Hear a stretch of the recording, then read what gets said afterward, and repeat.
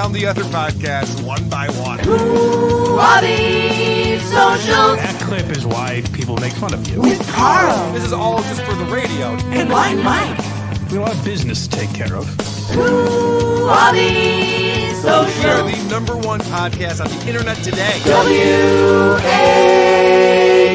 WATS. Welcome to yet another episode of WATS, the show thousands of people come to answer the age-old question, what's the deal with social media? You won't find another show that doom scrolls harder. I'm your host, Karl Hamburger. With me, as always, except for when he's not, it's Blind Mike. What's up, Mike? I'm a little worried about Daniel Alexander, but other than that, I'm okay. I'm a little worried about him, too. I know. You know, there are rumors going around that soon Stuttering John will have 2 houses in Cape Coral, and that I won't read your super chats. The latter is simply not true. I will read every super chat that comes in during the program. But as you guys know, I'm kind of a dumb guy. I don't read so good. So if you want to let the super tip system read it for you with whatever voice you'd like, head over to supertip.gg/WATP. That way you can participate in the show, make it about you, and interrupt us. Interrupt the flow and the conversation that we're having at that time. You know, Mike, I'm seeing in the chat, people are pumped, and I get it. Oh, good. You get here early, you get here on time for Who Are These Socials, and you get a treat. You get the opportunity to hear the 2 hosts, myself and Mike Geary, banter. Do you want to explain what this segment of the show is to the people, Mike? Well, it's just 2 guys. You know, there aren't a lot of podcasts that are just a couple of pals joshing around. Like, you go on these podcasts, and there's so much work and production that goes into them. Here, it feels like you're hanging with your buddies. We banter.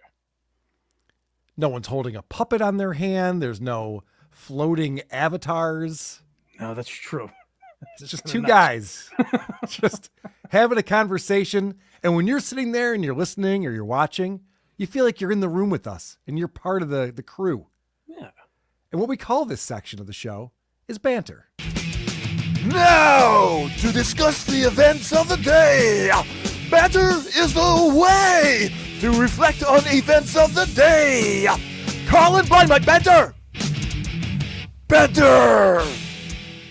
And Mike, you were on Point Dabble Point this week with us on Monday. And that was before I was served, but then the next day I was served with yeah, I know. I got the LOL suit coming in from Stuttering John Melendez. And I spoke with my attorney team today. Okay. And I want to report back on that a little bit, if you don't mind. Oh, I would love to hear it. Okay. So had a meeting with the attorney team. We'd sent them over, obviously, the lawsuit, the demand letter, our response to that, some cease and desists that have come in over time. Okay. And they read through that. And then we get on the call. And there's 2 things that happened a lot during this call with my attorney team. Confusion and laughter. I assume that's a good sign. It really is. It really is like, wait, what is this? What's he talking about? Couch cushions? Oh, okay. That's good news. Can you explain that? Like, yeah, I'd be happy to. But it actually boils back down to that thing that we used to talk about often, which is, how do you explain the Dabbleverse to someone? That is tough. And that's what I was saying. I forget what we were talking about recently, but I was like, will a judge, delete laws, maybe. I was like, will a judge understand any of this? You know what I mean? Like, are they well-versed enough in trolling? Like the idea last week, we were talking about a judge having to go over piss jug and Irish demon trolling a guy, you know? Right. It can get very confusing very quickly if you're not well-versed in this dumb internet world that we live in. And it was funny because one of the attorneys, I swear to God, it was like one of the first things he said. He goes, and I used to listen to Howard Stern. I'm familiar with Stuttering John. Why does anyone give a shit about him? What was that, like 20 years ago? 20. Being generous. Yeah, no, it was very funny. Very fun getting them caught up. And the other thing, too, is, you know, obviously they're Googling stuff, both while we're telling them what's going on and before the call. Yeah. So I can only imagine if you're trying to like get caught up on what the Shuli Network is and who are these podcasts and the Stuttering John podcast, you're looking into all this stuff, what you would find. You seem off. I'm surprised you seem so easy breezy because I was listening to the greatest podcast on the planet, and the gentleman that hosts that show was telling me, you got your comeuppance, quite frankly. I'm glad He you brought said, this up. You and Julie, long overdue. I'm glad you brought this up because I have this in my notes to discuss with you. Okay. Aaron Imholt from the Steel Toe Morning Show, the show that's losing viewers. Losing viewers to a point where the host has to address it every episode. This is great, guys. We have way fewer people watching us. This is what I wanted. There's so much leg room now in the Steel Toe audience. Yeah, right. It's like when you get on an airplane and no one else is flying to that destination. You're like, sweet. I'll probably grab an aisle or... Yeah, that's exactly what the CEO thinks, too, when that happens. They love that. Oh, right. good. So Aaron goes on his show because sometimes I clown him and so does Shuli. And Aaron's take on this lull suit is that John has a strong case. Aaron goes, no, this is a strong case. And he said that's what happens when you make your show about another guy. And then he's like, all right, now let's play a clip of Tucker Carlson. Like, I don't understand the difference, quite frankly. I don't understand the difference either. But also he said I took a shortcut. Because you didn't cut your teeth on an AM station. And that's a good question. What does he mean? I don't know what he means by that. He keeps saying, Carl, he used to be good. He used to do a good show. He took a shortcut. And I don't know what that means. I've always done the same show. But this is what I found annoying about my buddy Aaron Imholt, is that we do the same thing, him and I. Right. We're both YouTubers or broadcasters, whatever you call it in 2025. And he's rooting for John. Yeah, that's probably, I didn't even think of that aspect. That's probably not smart. Like biting your nose to spite your face, right? Like if you could just get sued for like having fun at someone's expense. Well, this is what I've never understood about Brendan Schaub, where he's like, oh my God, these people are losers that cover me. Like all they do is think about me and other comics and they're obsessed with us. Anyways, let's talk last night's UFC event. It's like, it's the same thing. It's a different interest you had. You're interested in this thing and I'm interested in that thing. I don't get what the difference. Aaron covering the news is no different than us covering a dumb podcast or social media. They always say you don't realize how ill-informed the media is until they write about you. Yes. Or they write about something that you know really well. And then you see that and you go, oh shit, you have no idea what you're talking about. Mm-hmm. Aaron covering this lull suit. If that's the level he's on when he's analyzing the Vikings game or whatever political interview he's talking about or the state of the Middle East, like I can only imagine who's listening to this shithead. He knows nothing. You're worried he may not be informed on all those topics? And not only ill-informed, but he also can't articulate a point. Yeah. It's like, what kind of analysis is, I read it. It's a strong case. Based on what? I read it. Yeah, like, what do you mean? Can you explain why or explain to your audience why or something? Or no, you just, okay, strong case. And again, when you hold an event where you chant things like Patrick Melton's a pedophile or whatever the fuck, you know what I mean? Like, that's also probably not smart from a perspective of, like, you could argue if John wins, then Patrick could argue that Aaron sold tickets because of Patrick. You know what I mean? Like, that's a dangerous precedent to be set. Oh, I've literally never accused anyone of touching children unless it was on the creep off and they were convicted of it. Yeah. And meanwhile, this guy goes around and says this shit all the time. For a while, he was saying it on every episode. And I believe that is actually crossing the line. That's an area where you can get sued for defamation. Yeah. But he's fine with that. It's gross to watch Aaron speculate that you'll end up behind bars. If you're like me and you know it for a fact, that's when you can have some solace. Yes. You can sleep easy at night. Speaking of lawsuits, this is an interesting story that Matt Fish posted in our Discord. Go to whoarethese.com. There's a link to our Discord server. It's free to join, and there's a channel in there devoted to Who Are These Socials. And we get a lot of great stuff for the show in there, including this. Falling in Reverse's Ronnie Radke loses defamation lawsuit against music critic Anthony Fantano. Okay. So there was a music critic who was saying that Falling in Reverse, their frontman sucks. It's not very good at music. Yeah. And this guy sued him for defamation. Now, again, as a YouTuber, I like to see that these types of suits don't go anywhere. But this is an interesting article. I'll just read a little bit of it for you. It says, Falling in Reverse frontman Ronnie Radke has revealed that he lost his defamation lawsuit against music critic Anthony Fantano, but insists he knew he had no chance to win from the start. Oh, well, hey, at least says that. Fantano he wasn't bummed out. Well, this is a parallel I'm going to connect in a second. Yeah. Fantano, who runs the popular YouTube channel The Needle Drop, was sued by Radke last year after he posted a takedown video of the singer titled "This Guy Sucks" in 2023. In the video, Fantano gave a breakdown of Radke's various legal issues, pointed out the rocker's controversial remarks, blasted his shitty music, and called him quite possibly the biggest living piece of trash in the world of rock music right now. On Thursday the 7th, Radke uploaded the video to his own YouTube channel titled "I Lost My Lawsuit with Anthony Fantano," which was edited like a reaction piece to Fantano's original clip. In his video, Radke admits he had no chance of winning the lawsuit, but really just wanted an apology, all while bringing up some accusations that have been levied at Fantano. Just say you're sorry. Yeah, just tell me I'm not the worst, though. I'm not the worst, all right? Come on, man. That's a strange thing to want legally. Is like, just on the record, I'd like him to say, "I'm sorry." Yeah, he's just like, and that's one of the things I'm scratching my noggin about with this little suit that I'm involved in. Is like, why would it just Venmo you $30 with that? Yeah. If I say "my bad, John," can I just not have to go to court? What are we gonna do to just? Oh, where will was that ever? Maybe now you have some answers. Will you have to go to Manhattan or Florida or Rochester? Well, so they want it to be in Manhattan.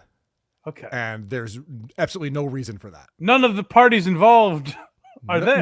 No, the only party involved is John's attorney. Right. He's the one who's there. Ah, okay. So yeah, well, that's one of the things that we discussed. There's no way we're doing it in Manhattan. So that's going to get changed. It doesn't make any sense. The event is in Rochester. You're out of Rochester. Shuli's in Albany. John's in Florida. Shuli's in Alabama. I mean, I'm sorry. Alabama, sorry. No, I know. None of it makes sense. And not to get into specifics. I was told not to get into specifics, but I can speak facts. Okay. People have seen the Lowell suit. It's out there. They try to make this connection that a lot of the people who are watching our program live in New York City. Like, yeah, a lot of people who do a lot of things live in New York City. Sure. A lot of people who watch the Super Bowl probably live in New York City too. What does that mean? Right. Based on what even? Based on nothing. All right. Speaking of idiots, this just came across my desk. Hunter Duke posted this out. Our boy Hunter Duke.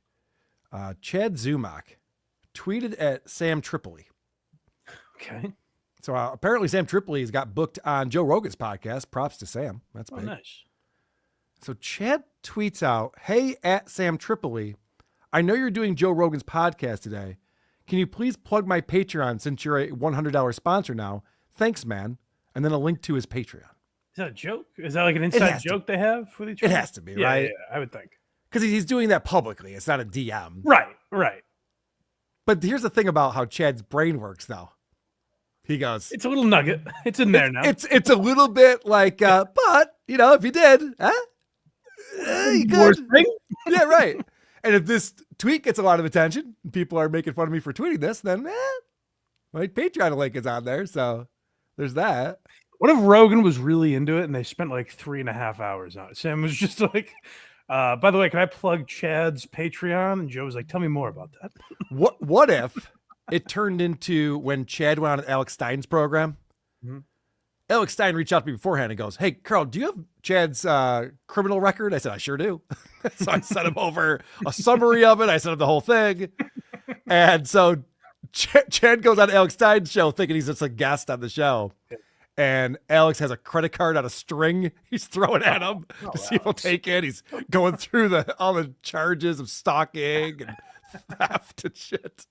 Chad's like, "Oh, shit, I thought I was out here because you wanted to interview me." What if Joe Rogan's like, "I know Chad ZUMOCK is. That's the guy who tried to put the tweet out about Bert Kreischer, but he was using his own." Chad's like, "Never mind, Sam. It's okay. You don't have to mention me." He thought he was using his sock account, but he's actually using his real account.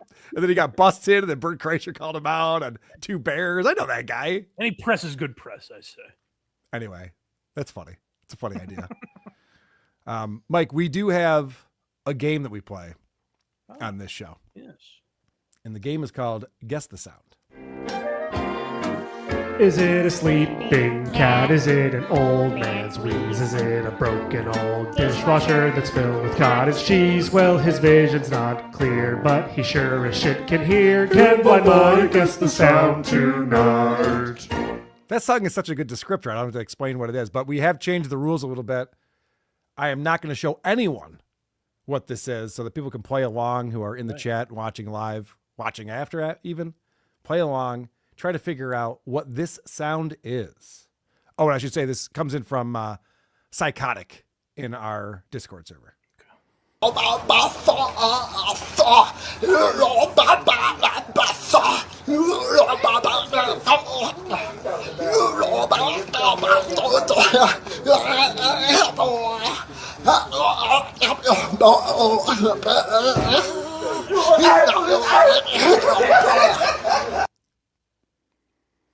Mike, the other rules that we changed, I'm going to give you 2 yes or no questions you can ask of me. Okay. Before you have to guess the sound. Now, of course, you could always just say, nope, Karl, I got this. Hold my beer. I have a picture in my head, but I do want to clarify a couple things. Okay. Is it a person of color? It is. Are they struggling health-wise? Oh, I think the answer to that is no. No. I think the answer to that is no. Interesting. And I'll explain why the word health. Can I hear it one more time? Yes, in fact, I'm going to bring it up on the screen. Okay. So that everyone can see it. Is everyone done guessing in the chat? People thought it was Opie. It's not Opie. Let's see this again.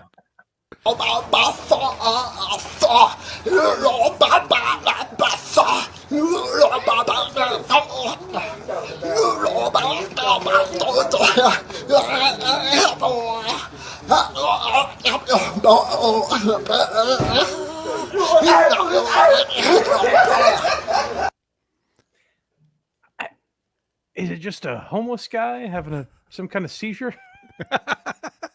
Is that your final answer? Yeah. All right. Yeah, I mean, you could ask. Wait, no, you did ask the 2 questions. Maybe I should start giving you 3 on this. This is a deaf man rapping. No. The answer is deaf man rapping. No. He's not trying to get words out. Well, deaf men don't know what words sound like. They just see lips moving. Oh, wow. Really? And that's why I struggled with the health thing. Because I'm like, I think you'd be offended if I was like, That's Mike's not what in poor said. health. You were correct. That's Yeah, not like Mike's in poor health. He can't see. You know, that'd be yeah, weird. yeah. So, all right.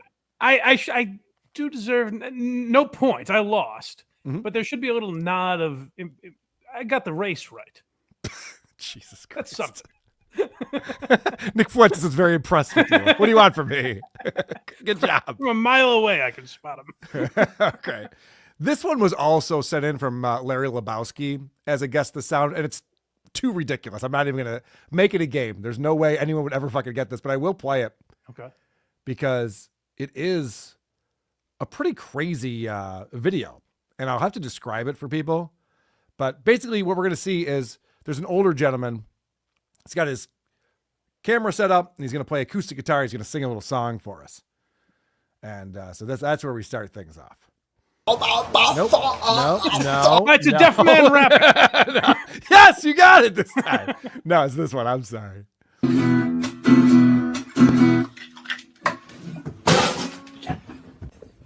Okay.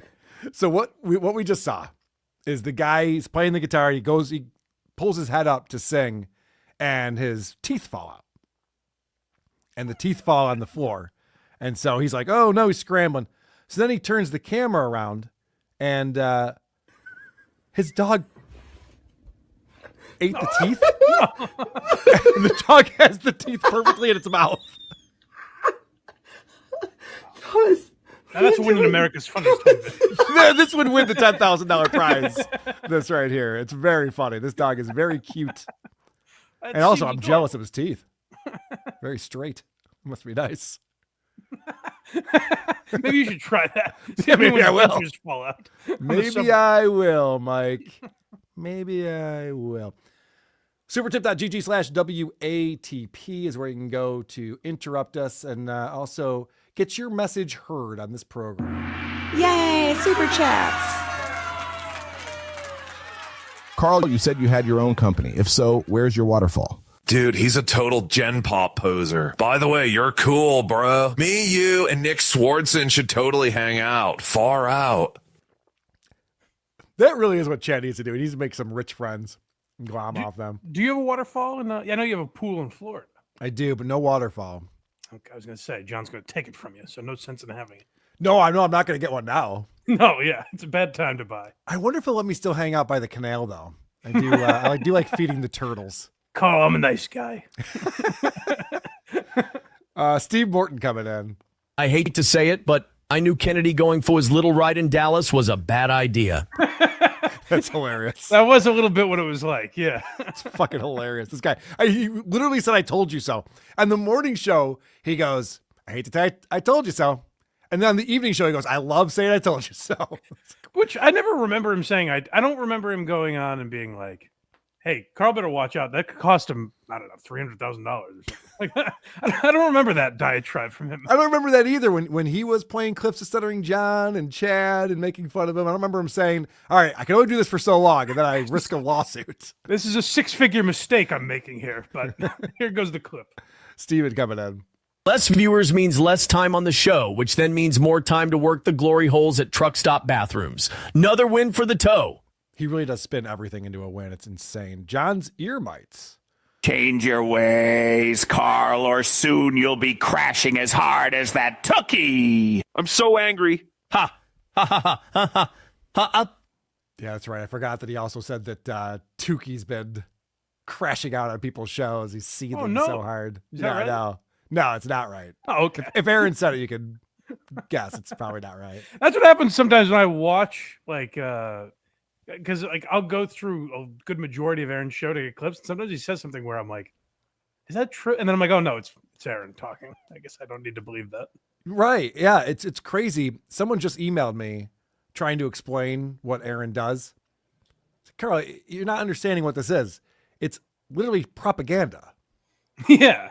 Like I'm always talking about he's trying to set a narrative, he's trying to gaslight his audience. It's like, no, this is just good old fashioned propaganda what he's doing. Oh, Which okay. it's surprising Aaron's so young because you'd think he was in radio in like the 80s or even the 90s. You know what I mean? Like that probably worked before the internet and the way things work now. Mike, I don't know if you know this about Aaron, but he does love World War II. He's got a big book about it. I've heard that, yeah. So he's probably reading about this propaganda stuff. And he's just like, huh. That's smart. People started hating the Jews. I wonder if I can get them to hate Shuli and Carl. Half of them are Jewish. Let's hope it ends the same. Alpha something says, Banter, I hardly even know her. Karmic X Greenland. No. Come on. Karmic X is getting his penis wet, allegedly. Oh, nice. It's fine. Samantha from Saved by the Boss. You said the F word, self-hating, just do it. I called John an F-slur on my show yesterday. Whoa. Yeah. He kind of deserved it. Someone's begging for another lawsuit. He kind of deserved it on that one, Mike. I'm going to be honest. Obama banned that word, I'm pretty sure. That was one of the questions I asked my attorney today. Can I call him? Can I call John a giant piece of shit? They're like, yeah, of course. Of course you can. Go for it, kid. How many times do the attorneys get asked that? I don't know. Maybe a lot. Principled Uncertainty says, utterly selfish question for Carl. I sent a super thanks to a different, less humorous show, and YouTube disappeared it. Will the creator see it, or should I demand a refund? It was a little much, to be fair. I don't know the answer to that, because how would I know if I get to see super chats that are disappeared by YouTube or not? How would I even know that? I get comments sometimes where it's like, "What the fuck? You deleted my comment," and I'm like, "I don't know what you're talking." Like, I think YouTube just does. I'm assuming like flags random words or yeah, sure. You know what I see pop up a lot, this is kind of crazy. I'm surprised like the right doesn't talk about this more. You know how you go into like your hidden comment, you have to approve certain comments or whatever? Yes. The word Trump is one of those words. Is that true? There's all the time. There's a perfectly innocuous comment that just happens to be talking about Donald Trump, and I have to approve that comment. I never go into that because I don't give a shit. Yeah. But that's crazy. I'll have to go look at my comments now and see if that's, I mean, I don't think people are commenting about Trump on my show, but I Probably don't know. not, but he comes up once in a while. Sure, yeah, he's You know, pretty popular. When I'm guy. bashing MAGA, as I do. Right, yeah. When you and Craig are going head to head on that. Yeah. I come buckets. Congrats on booking Big J, Mike. I know, man. Congrats on booking Big J. Hack ride really came through. It seems I was misguided. It's a shame. It's a shame I really bought that hook, line, and Hey, you know what? The Blind Mike Project? I've never heard of it. what the hell are you talking about? Hack ride's telling me what a big fan he is. I know. I was like, he oh, is okay. a fan of the Dabbleverse. I know he watches these shows. That's why I was kind of like, oh, I held out hope, and then I realized it was all a ruse. Dr. Hamad has been a member for 12 months. That's almost a year. Says, guys, come visit me in Saudi Arabia. Let's go to the comedy festival and have some banter. Sko! Yeah, that comedy festival looks fucking sweet, doesn't it? It's wild. It's a wild list of names. That was it like Patton Oswalt on that? He might have been Burr, Chappelle. Yeah, some real liberal people on that. But even not also like Schultz was on there. I think. Yeah. So it's a bizarre list. Pretty crazy. You know, we haven't done this in a minute, but sometimes we like to check out music that's going around on social media. Who are these music?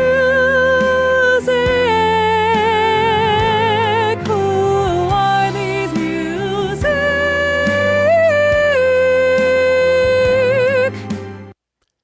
This is funny. So someone on our Discord saw this. It came up as a suggested video.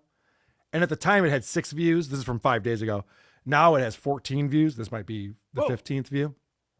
It's a song called Like Every Time. And I'm going to start at like 40 seconds in. Basically, what it sounds to me like is that this guy met a girl on a dating app. And now he's like defending her honor. He feels very strongly. Oh, good. That Seems like things went well. Yeah, this is his girl now, it seems like. She want me see on my location. She was okay with it, and I was okay with it. All I could say is right now is that she not a 2, she not a 3, she not a 4, she not a 5. And I still remember when they said I ain't gonna find no girl. But guess what though, I did. And her name is Donisha. I know she the finest girl, my boo. I know she the sickest, I know she the coolest, I know she the talented. Hey, I know she the smartest, she the smartest. I'm definitely sick and tired of the woman that keeping it saying she a slut. But the truth is she is not. I don't know why y'all lying. Like front of her face, in front of my face too. If you call her that one more time, somebody need pull you down, pull you down straight to the ground. Somebody need bury you alive, bury you alive like a dead man. Because I'm not saving Check you, the rhyme scheme. because you actually thought I was a villain because I am. All right, Mike. I mean, we get nitpicky if you want. I'm sure. We blew past this, but did he say she's not a 2, she's not a 3, she's not a 4, she's not a 5, and then stopped? Am I to assume Could be a 1? He's like she's a 6. Like I'm being honest here. Like she's fine. You know what it sounds like to me? It sounds like he got really excited. This girl responded to his message or whatever. Yeah. Or was willing to find out where he lived or something like that. And so he went immediately to social media and posted like, hey, this is my new girlfriend. Oh, and these are all the comments he was seeing. She's a slut. She's a 2. She's all this stuff. He's just like, he wrote a song. It's like, she's not a slut. She's not a 2. She's intelligent. And people are like, she's a fucking idiot. That's my guess. I don't know. I'm reading into it a bunch, but I'm not saving you. People in the chat, by the way, are feeling the flow. They're not hating it. It's not bad. The guy has a future in making beats, I think. It's not terrible. Yeah, Alex says, does this slap or bop? I don't know, man. It's up for discussion. Yeah. Saving you because you actually thought I was a villain because I am. Doesn't mean that I ain't no superhero. No. Because I'm telling you why. If you call my booth that same way you keep it same. Don't say it no more. If you say it one more time, I'm gonna rip it off your mouth. I bet you won't say it no more. I bet you wanna got no word to say about it. She blow my mind. Like, it's like the guy's in love, but he really wants to fight people, you know? Oh, this is the worst thing the internet has done for people, I think, is like that immediate reaction. Like a lovesick guy being able to post immediately. Mm-hmm. That might be the worst consequence of the internet. Like, I feel bad for this guy. I don't know if it's the worst, but it's up there. Child porn is up there, but I'm saying I think this Thank is you. Yeah. Anything that Aaron Imholt is doing on his show. But yeah, this is definitely up there with Yeah. the reason why the internet's bad. I Being agree with that. hyperbolic. Yeah. I got some more music for you. Oh. This is coming off of Reddit. Someone posted this on Reddit under the cringe TikToks. And this is from Record Lover, posted this. Of course, Record Lover is the guy who has the woke dad. Yes, he's very bored right now. He's so bored. He's twiddling his thumbs going, where did woke dad go? Come back. But he found this for us. And this is a fun song. You're not gay, it's a demon that's inside of you. You ain't born that way, don't let it try to lie to you. I rebuke demons up by faith, hope you find the truth. I'm exposing these demons that try to hide in you. Pride stands for the land of the pigs, where they like to be trans and start playing with some kids. That bathroom's for girls, so we can't let you in. Steve, you ain't fooling no one, you're just a man in a way. You're not gay, more like insane. Being gay is fun and dandy till you get AIDS. I just speak the truth and I don't care about gay rights. I can tell the left is mad cause my dad raised me right. You think you a woman cause you rocking a stiletto? Don't make me get my airsoft, I'm knocking off a pedo. All y'all gonna be burning like the rich man. You are not a woman, just a dude with some implants. So that's fun. Do we know how old this person is? A prepubescent. Yeah, I was gonna say it's funny. The kid has much more intricate lyrics than the other person we saw. Well, I don't think he wrote this, but yeah, that's true. The first comment underneath this I thought was really funny. It says, Christian Kids Bop is wild. Now that's moving some units. Right. That's you know, I'm not a big fan of homophobia, but if you get a catchy beat going. When done in song. Yes. Right. For some reason, that could work a little bit. Sure. So that's all I have to say about that. A lot of music on the show today, but I think we have to, well, we're going to head over to Instagram. We got some updates. John Cerasani is hanging out with his daughter and gambling. 225, who I'm falling in love with. Oh, good. I love 225. He's out there trying to pick up girls in Miami. Yeah. Curtis Jones has a new job. Remember Curtis Jones from nice. Rochester? Yeah. We got a lot of things to talk about. But real quick, I want to thank people who are supporting the show and interrupting us. Yay, super chats. Because my girl KJ is here, and I'm always excited when KJ is here with $50 Rinos. Whoa. That's insane. People up in Boston have some money, it seems like. They sure I had do. no idea. But thank you very much for that. She says, just listen to an O&A compilation on the career of Joe Piscopo. Not a goofy. That's a great one. Yeah, I know. That is a great one. What's the name of the woman he wrote a song for?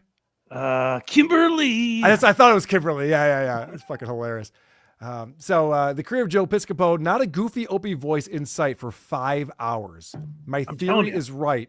Also, any doggy sightings? Oh, no. Mike, I don't know if you saw the latest segment we did on WTP last night. I'm not caught up yet, no. Okay. Adam Bush actually produced it. He was watching. Opie went live. So he does the morning stream. Yes. Opie was doing an evening stream, and then that went away, and then he came back on and did a night stream. What's the goal? Is the evening crew better at hitting the goal? The goal is to convince me that his family is gone. And he accomplished his goal because here he is. He's not even filming himself. He's just filming the ocean, and it gets pitch black. So it's late. It's summertime and it's pitch black. Yeah. And he's like, yeah, the family's out back to school shopping. Oh, okay. And I haven't seen Doggy in weeks. Old Navy opens late out here. I don't think that's the case, man. I don't know. But yeah, Opie, I picked up on something. I think I had a revelation that when Opie's not facing the camera, he's not looking at himself, because this was one where he's just like pointed out at the ocean. He doesn't feel the need to perform as much, so he doesn't do all the goofy voices. When he's watching himself back, that's when he's all animated and doing the voices and being silly. That makes sense. I do think there's a lot more of the like filling air type of a thing. Like, hey, I have to be funny, because KJ is right. Like, he would do stuff like that, but it was like little. I mean, like if you hated Opie, you probably noticed it all the time. But if you weren't looking for it, it would be inconsequential. Yeah, I never noticed it. Now it's you can pull a 30-second clip where he'll do that 6 or 7 times. At least. Yeah. The whole time. Switching in and out of voices. Chad's missing upper lip coming in. Hey, Mike. Craig and I are on our way to the new homestead with the load of slave children. Don't worry. I'll leave a few untouched for you. That's perfect. We're going to need him for Sunday, setting up the studio. Mike is making the big move this weekend, going to his new house. That's exciting, buddy. Hello, boys. I'm happy for you. Yeah. Get that art studio going. Yes. Amanda Lynn Nappy coming in. Donald Trump has turned me. The doter Donald Trump inspired me to file. I feel like Donald Trump is on my side. Donald Trump is my LGBTQ plus children's godfather. Donald Trump will be taking over the Artie chair when his term is up. Okay. If I can be more specific, the YouTube comment. Like you have to right, write that's super tip. That was the super tip. Yeah. Trump is allowed on that, but keep testing it. We never know. Baba Booey Huey asked Aaron if he liked Blind Mike yesterday, and he said he never heard of Blind Mike, must have never done anything memorable. Then wouldn't put up my rebuttal super chat.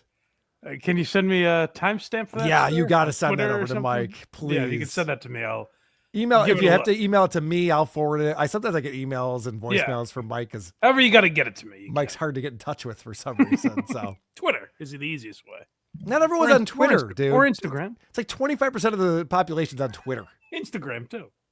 Jesus Christ. I don't know why you're so elusive. We had a lot of Instagram stuff to talk about.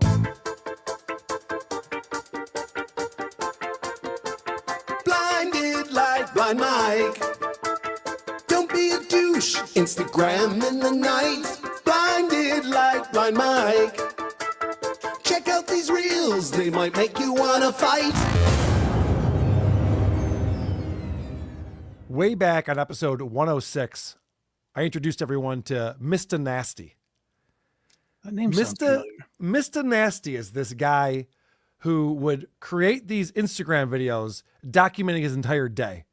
And he'd be like, he'd get up and he'd be like, yeah, I'm going to work today and blah, blah, blah, blah, blah. And then you'd see him at work and he'd be like, yeah, man, having a fucking rad day today. And then he'd be like eating a meal and then he'd be out for the evening or back home. Yes. He was very cool, as I recall. Super fucking cool. Yeah. Okay. Loved the babes. Good. A lot of talk about babes and stuff.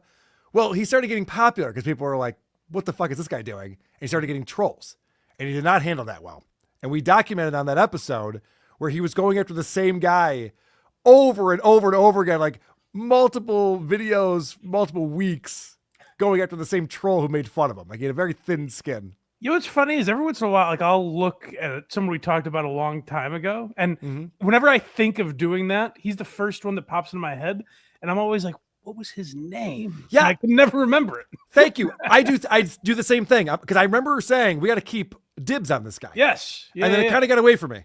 Well, thankfully, Michael reached out to me this week, and he says, "I know you haven't talked about him in a while, but I have an update on Mr. Nasty from Instagram."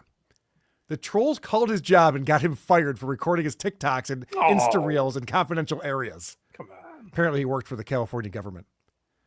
The trolls only know where he works because he openly talked about it in the comments of his posts. Fucking idiot. All right. I think he challenged one of his trolls to come over to his office and fight him at one point. Okay, well, I feel a little less bad now, but still. You and Mike said it best in that one episode where you talked about him. The internet is not for everyone. Yeah. This is true. Oh, and apparently now he has Cameo to try to make some money. Imagine, I guess as like a joke, but like, hey, I got you a gift. It's Mr. Nasty saying hello. Like, imagine any of that being done in earnest and not. I would do that to you. I would definitely do that. Well, for right, you. but that's what I mean. I'm saying like maybe it's a housewarming. I'm sure this guy thinks there's like, hey, guess what? I got you a Mr. Nasty. Cam in. You know, they give a big hug. Thank you so much. So I was watching some of his recent reels, and they're wild. He's learned nothing. This is one. It's a long one. And tell me to pause it at any time. But he has not learned his lesson as far as dealing with trolls. I've never seen anyone do a worse job of dealing with trolls than Mr. Nasty. You know, in a gay threesome, the guy in the middle who's taking it in the back and giving it to the one. You know, in a gay threesome is a great way to start a video. What's the problem here, Mike? What do you mean?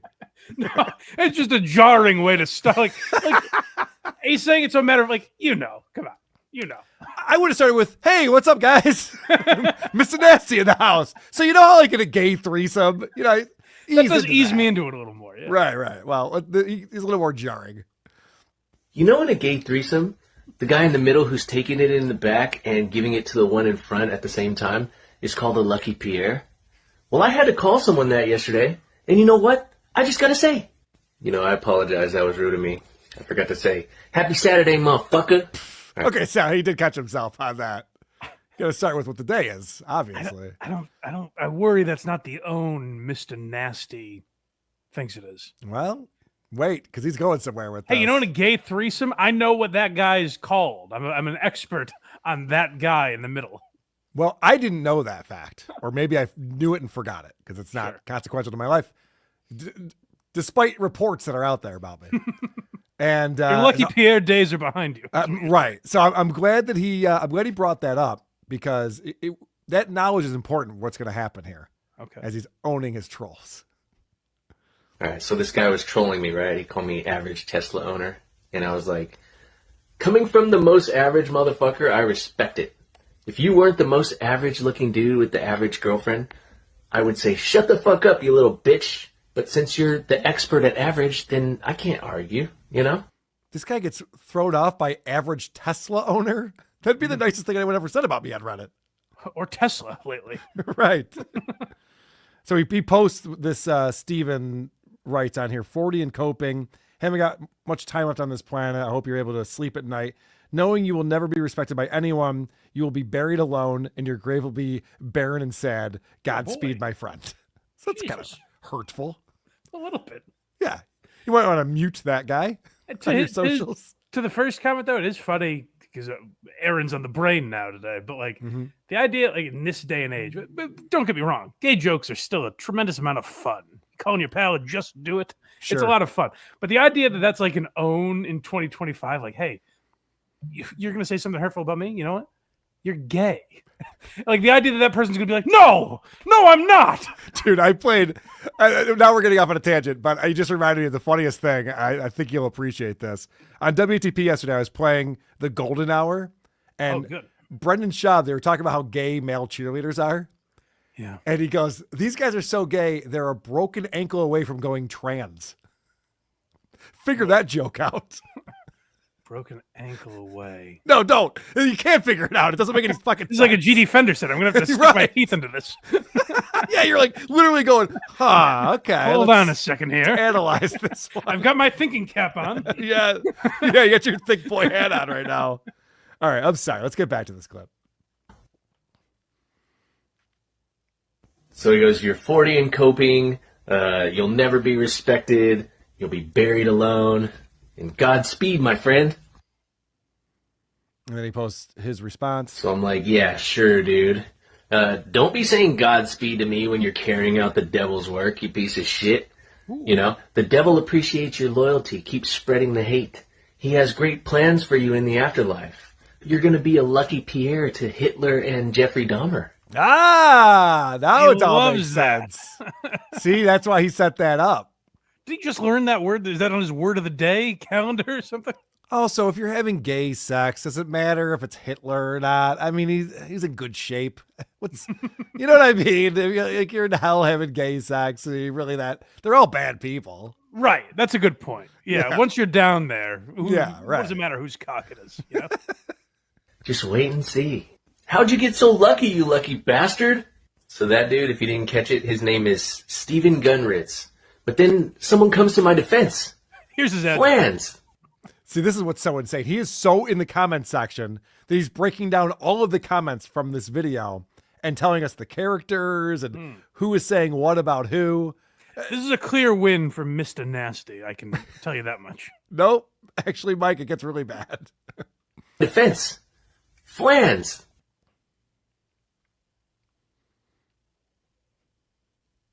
He tells Steven, you think you can talk to people however you want? The nasty army is here to stay. The only one that's going to be forgotten is you.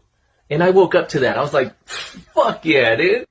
So he shows his profile page. Now there you go. That was Flans. Seemed like my kind. I presume the Nasty Army is kind of like calling Tom Myers king. Like, yeah, in the sense of like it's very truthful. Like they're part of an army. It reminds me of the SJ Army. Okay. That Cardiff started back in the day. All right, good. I just wanted to make sure. I think that's very similar. Because I don't want them after me, is all. No one's talking to my boy Nasty like that. Okay. Now there you go. That was Flans. Seemed like my kind of dude. Yep. So I was like, all right, I'm going to add to this. So he writes, Steven Cumshits.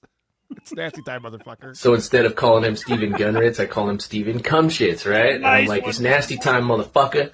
Yeah. And then I was like, while I was typing, I was like, oh my God, I just realized the reality of a cum shit. Steven, how dare you? That's sick. Yeah, Steve, you're still gay, bitch. After all that. I have a question about what a cum shit is. So I'm assuming. Hold on. I think there's two options here. Then I want to get your take on it. Okay. Could it be your shit is ejaculating? Or is the ejaculate in your butt and you're shitting it out? That's how I imagine. I imagine you're taking so much semen in your ass that your cum turns white. I kind of like the idea of Mr. Hanky beating off. That's kind of the fun version of the cum shit. I don't know if Mr. Nasty had that in mind, is all. Yeah, that's true. Probably he's not as creative as you. Doesn't watch it with South Park as I do. That's a good point. Yeah. So Flans, who had his back, it was his buddy, and then he calls this other guy Mr. Cumshits or whatever. So Flans writes back, wow, I was on your side, but that's a very inappropriate. Reported. Oh, no. So then Mr. Nasty writes back to him. He says, I was making fun of Steven Cumshits, you dumbass. So listen to this. Comedy of errors. And then Flans was like, wow, I was on your side, but that was very inappropriate. Reported. I was like, I was talking about Steven, dumbass. But Flans, we were doing a thing. So he goes, I'm aware of that, blah, blah, blah, blah, blah. And I actually didn't think he was aware of it.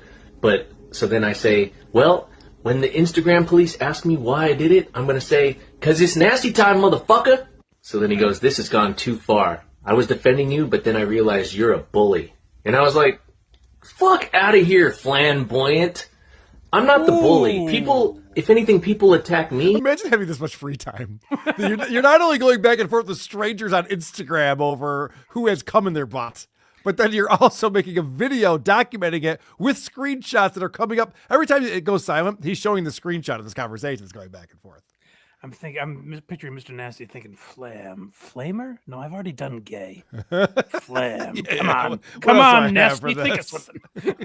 You got this. And then I say, fuck you, you ain't shit in whatever way I do. Ain't that shit a trip, though? I'm just trying to live life, man. People need to just chill the fuck out, dude. Because it's nasty time. It's nasty time. And then at the end, he posts more of this back and forth that was going on between Flans and Steven and him. This guy's interesting. We got to not forget about him. No, yes, I'm glad we brought, because literally he's the first guy that comes to mind. I'm like, what the fuck was his name? And I can never remember. I wouldn't even know how to search it in our episodes. So yeah, it's Mr. It's all one word.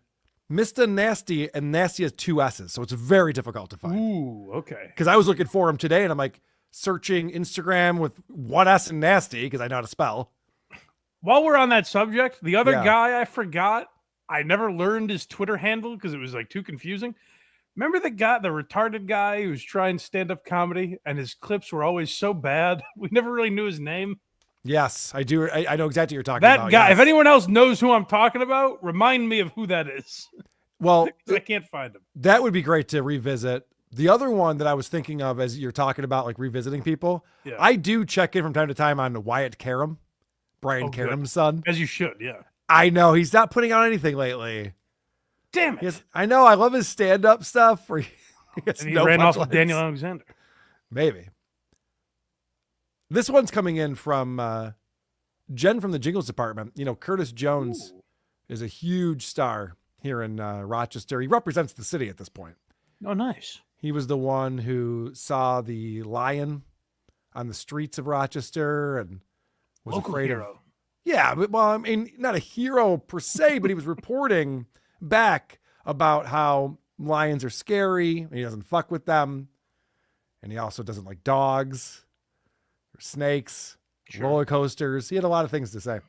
Well, now apparently he's like a news reporter. Oh. And what we're going to see here is he's walking up to a car that drove into a telephone pole and broke the telephone pole, and the pole came down and smashed in the top of the car. Good time to interview someone. So, he's just going to report on it, I think. Oh, okay. Ready. Yo, it's Curtis Jones here, and I don't know what's going on this early morning. There it go.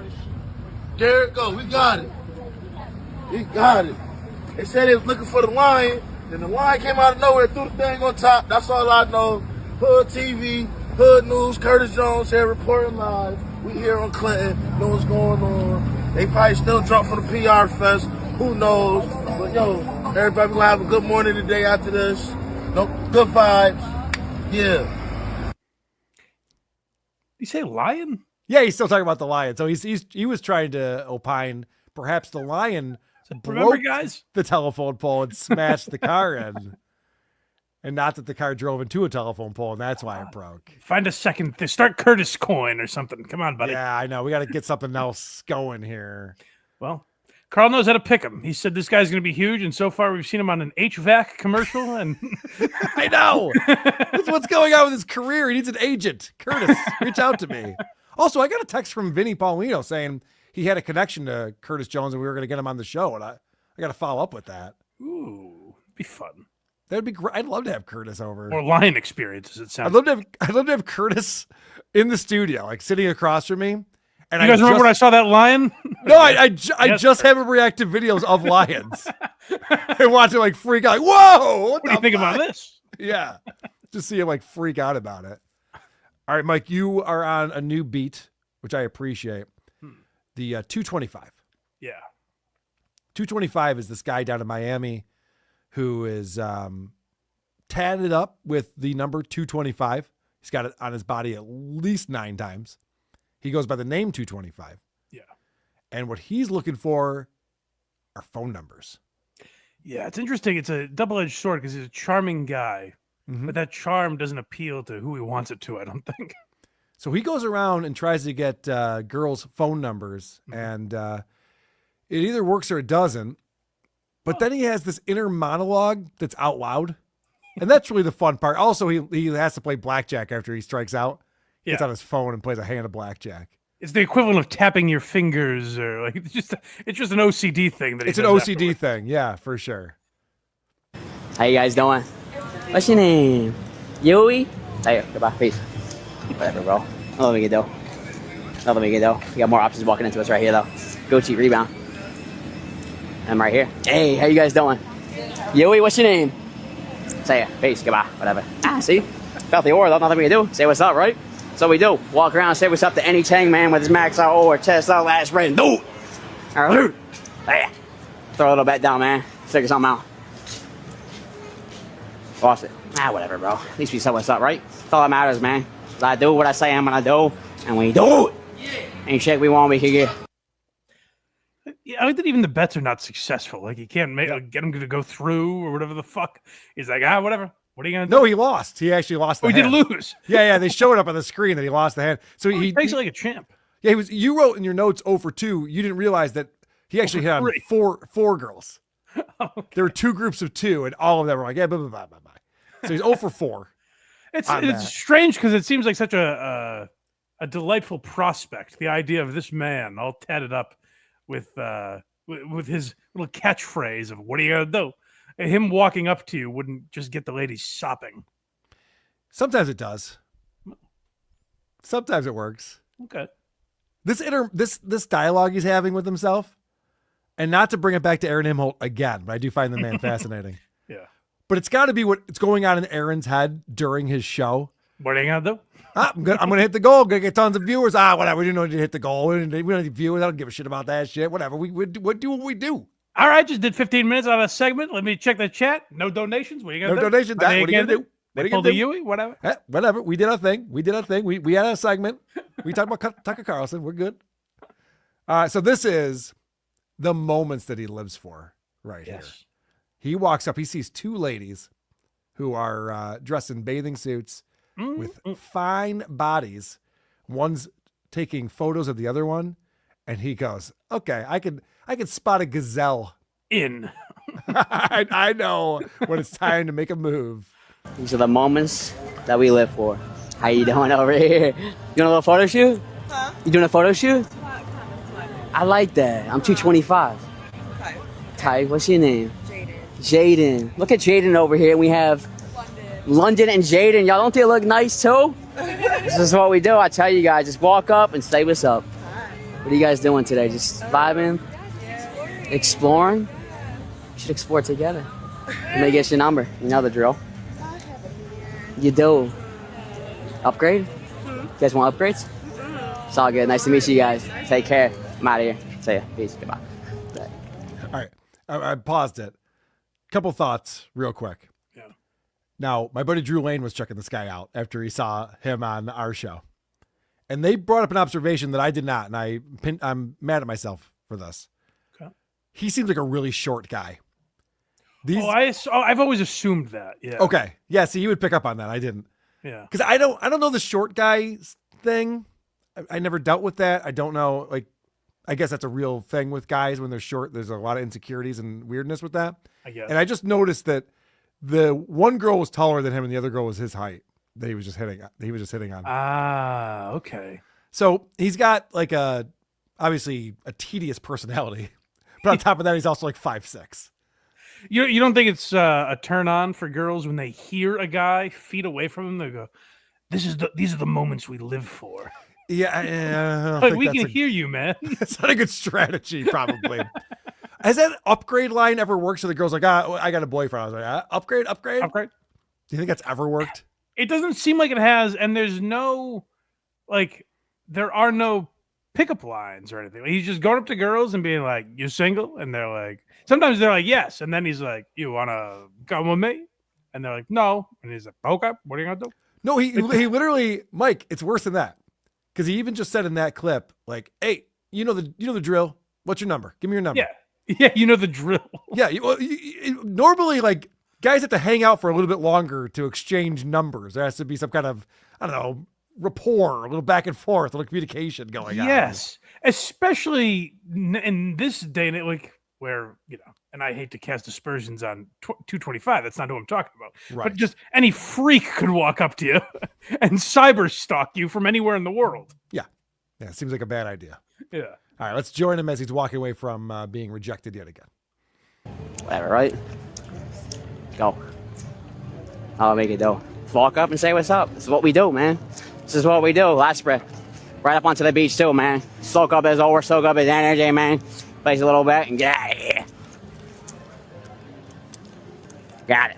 That's what I do, man. Walk up and say what's up to anything. I don't care how many followers, who she is, who her ex is, whatever, man. We walk up and do it.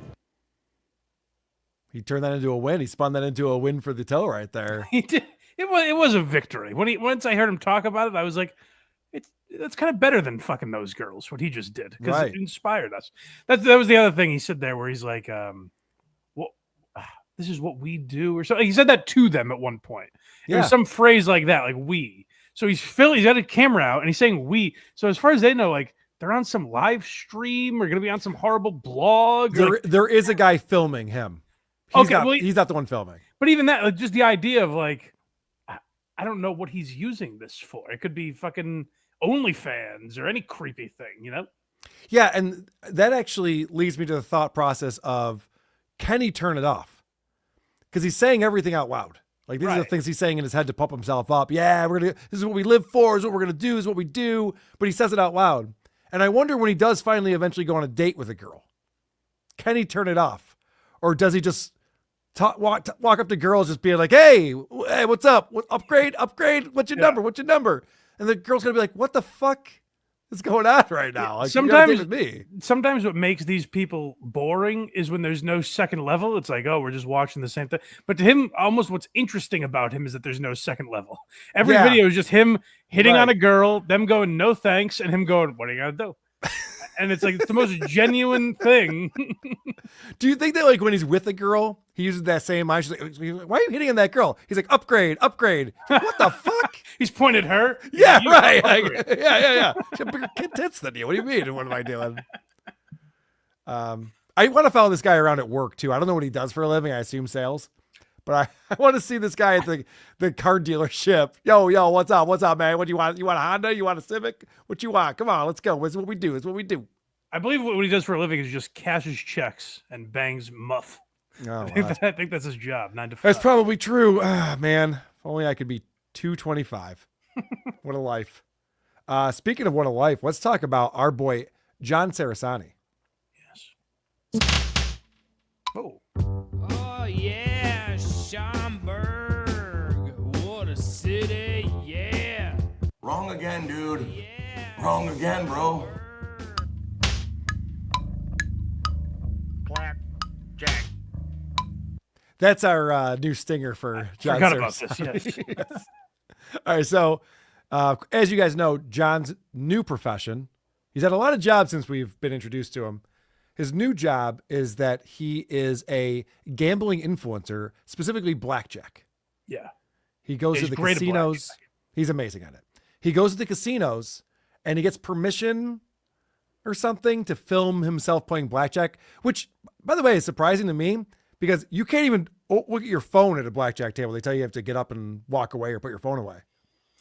I assume some casinos have just embraced the new world we live in and look at it and say, well, John Cerasani has X number of followers. That's worth this to us for him to say our casino's name over and over again. He's definitely worked something out with these casinos. Yeah. And as you guys know, he is a high roller. Just checked into my hotel suite here at the Red Rock Casino. Listen, guys, it's a pretty nice suite, but I gotta tell you, it's the smallest suite they've ever given me here. And what's that a function of? It's a function of me winning literally every time I've come here the last 2 years. I'm undefeated. So slowly, this happened to the Venetian and Palazzo too. That's okay. It don't mean they don't like me. It's just then, hey man, you're not a big fat loser. We're not gonna spoil you quite as much, but I still feel pretty damn spoiled. This is for some guy from Schaumburg, dude, overlooking the frickin' pool. I'll take it, pal. Even when he's trying to be humble, he's more braggadocious than I could ever be in my life.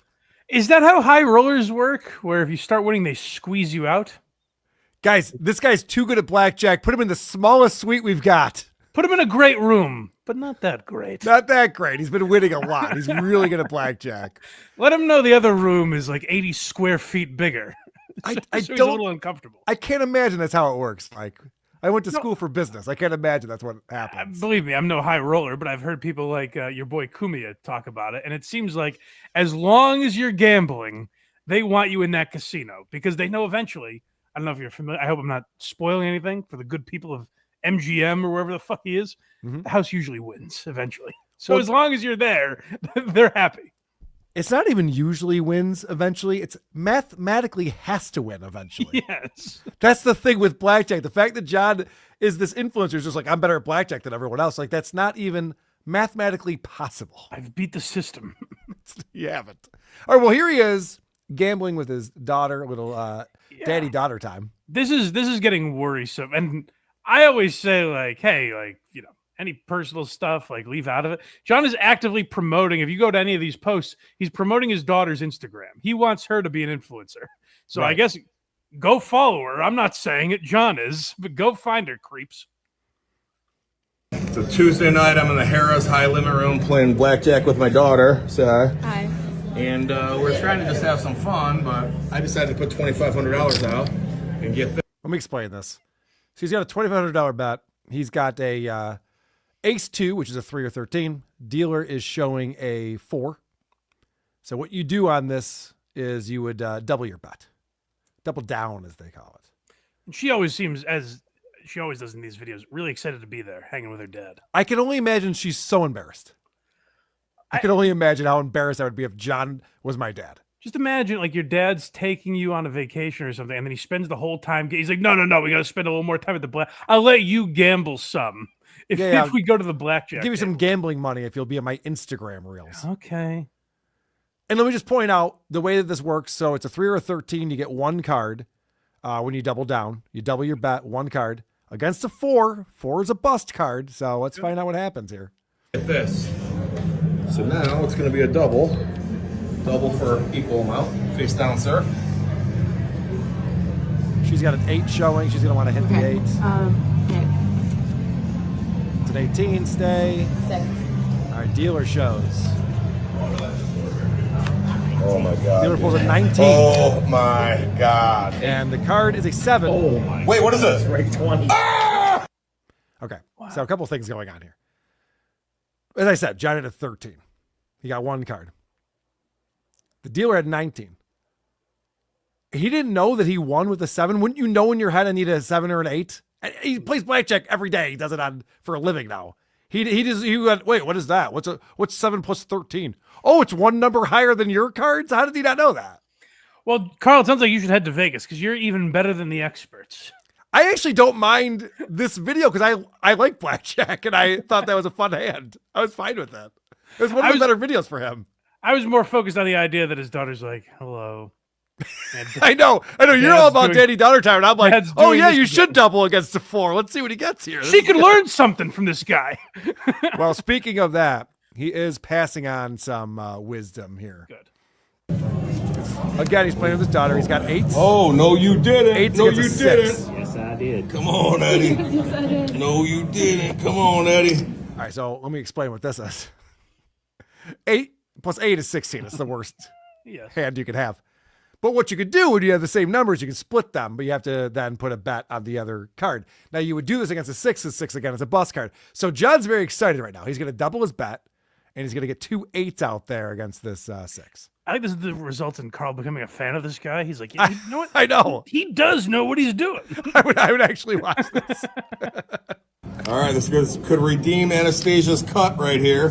Let's go. Yeah, please do. Yep, no problem. All right. Oh, so now a 2 comes down in the 8. That gives you a 10. Against the 6, you're going to want to double down on that because you get one card, and chances are it's going to be, a 10 or something. And so you would beat probably whatever the 6 is going to turn into. Stasia, you do me like that, Eddie? Come on. Yeah. Come on, Eddie. Doubling down, so now he's triple All right, his buddy, original face bet. down, sir. Flip this again here. Good luck there. All right. He's got an 18. Stay. She's got a 15. Who stays? Stay. She doesn't know that she's supposed to stay. Come on. She's an idiot. And he pulls over a 20. Holy ace. He needs an ace to win. He's got a 9. Oh, my God. Oh, my God, dude. So I apologize that I'm commentating this so much, but I feel like it's important to know he just lost all 3 of the bets, as his daughter lost her bet too. That's actually more fun. I enjoy that more than when he pulls that card he needed to win. It's crazy though that he never loses. It's wild that he would show that one. But you referred to the daughter as an idiot. If I may amend that for a moment, please, yeah, and say I think it's more that she's a young, attractive girl who's out in Vegas and being forced to watch her dad lose at blackjack. Well, yes. She's like, I don't know, hit, stay, whatever the fuck. Yeah, she's obviously not learning the game. She's not that interested. Seem into this. She's not that interested because everyone knows when the dealer's showing a 6, you would never hit. Anyway, not the point. The point is this guy's bets don't seem to be that impressive. Like the earlier bet was $2,500, which is way more than I would ever bet on a hand of blackjack, obviously. Right. But when we see him lose, it's always numbers like that, and when we hear him win, it's always like $150,000. I literally watched a video. I didn't bring it to the show. I literally watched a video where he counted $180,000 in cash and chips. Yeah, he's throwing down blocks of 10,000 at a time with cash, and then he's pulling out these chips that are ridiculous. I'm like, how do you get to 180,000? I guess I don't know. Yeah.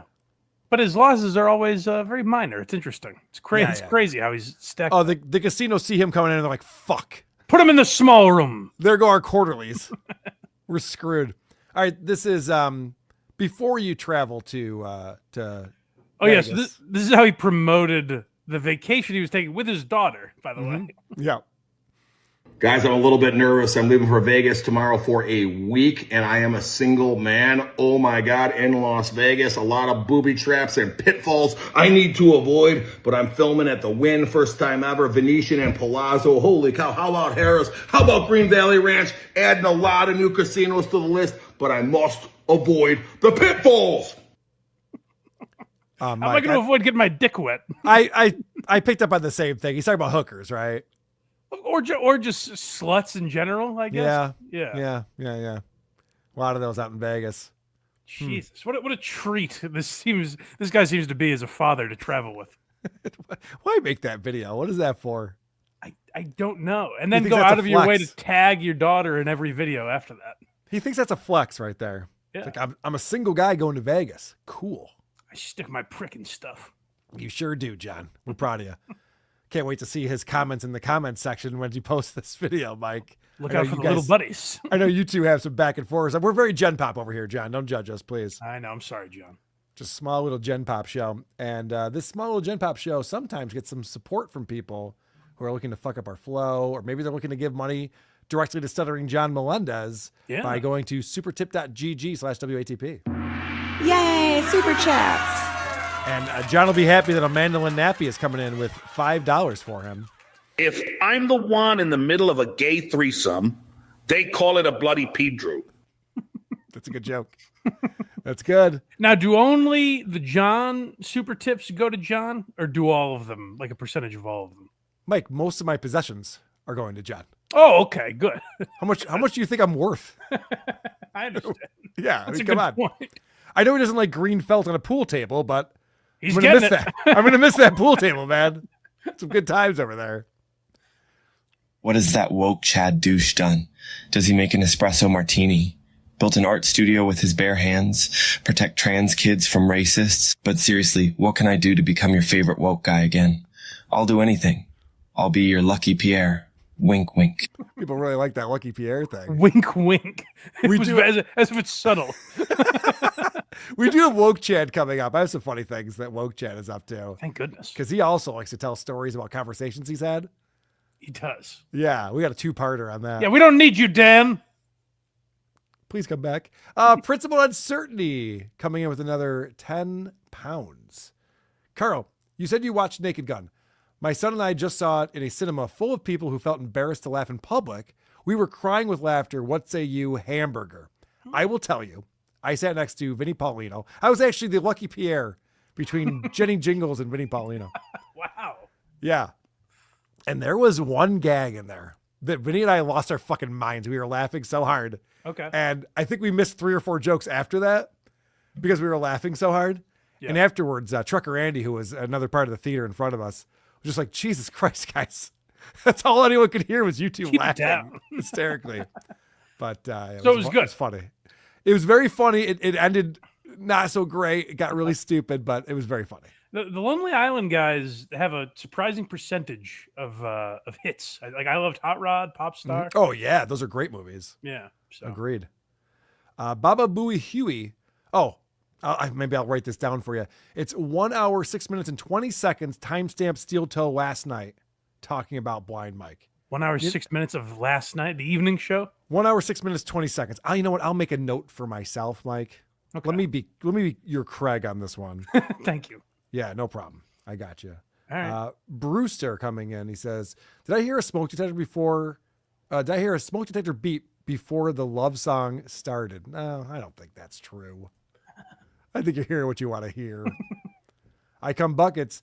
I'd give Kim Congdon the cum shits. You wish. You like Kim wish. Congdon. I know. Alpha, fun fact, technically all threesomes are a bit gay. Well, no. 2 girls, how would that be? You know, lesbians are gay, Mike. I know. Like, guys don't think that way. We're just like, what do you mean? There's nothing more hetero than... What are you talking about? Yeah. That does make sense, I guess. That was a funny thing that Stephanie Miller said. We were cutting up clips from the Stephanie Miller show when John was on there. I didn't even pull the clip, but John's fascinated by the fact that Stephanie's a lesbian. Yeah. And he's constantly talking about it. And Stephanie Miller goes, yeah, when you tell straight guys that you're a lesbian, they automatically think threesome.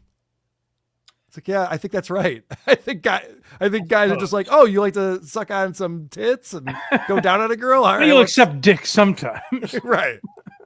Rocco Orb 2002 says Jersey Shore Boomhauer. A Jersey Shore Boomhauer. Oh, 225. That's not bad. That's not a bad comparison. Matthew Rowley, member for 14 months. I'm conducting a quick poll. Can everyone that has never been sued by a locale please raise your hand? Thank you for your participation. I think I'm still clean. Yeah. I'm the only one. For now, yeah. The only one with my arm down. Miguel, $4.99. What happens quicker, his rejections or his losses at blackjack? I swear I thought they sped up the video as he lost in a half a second. Yeah, the blackjack was quick.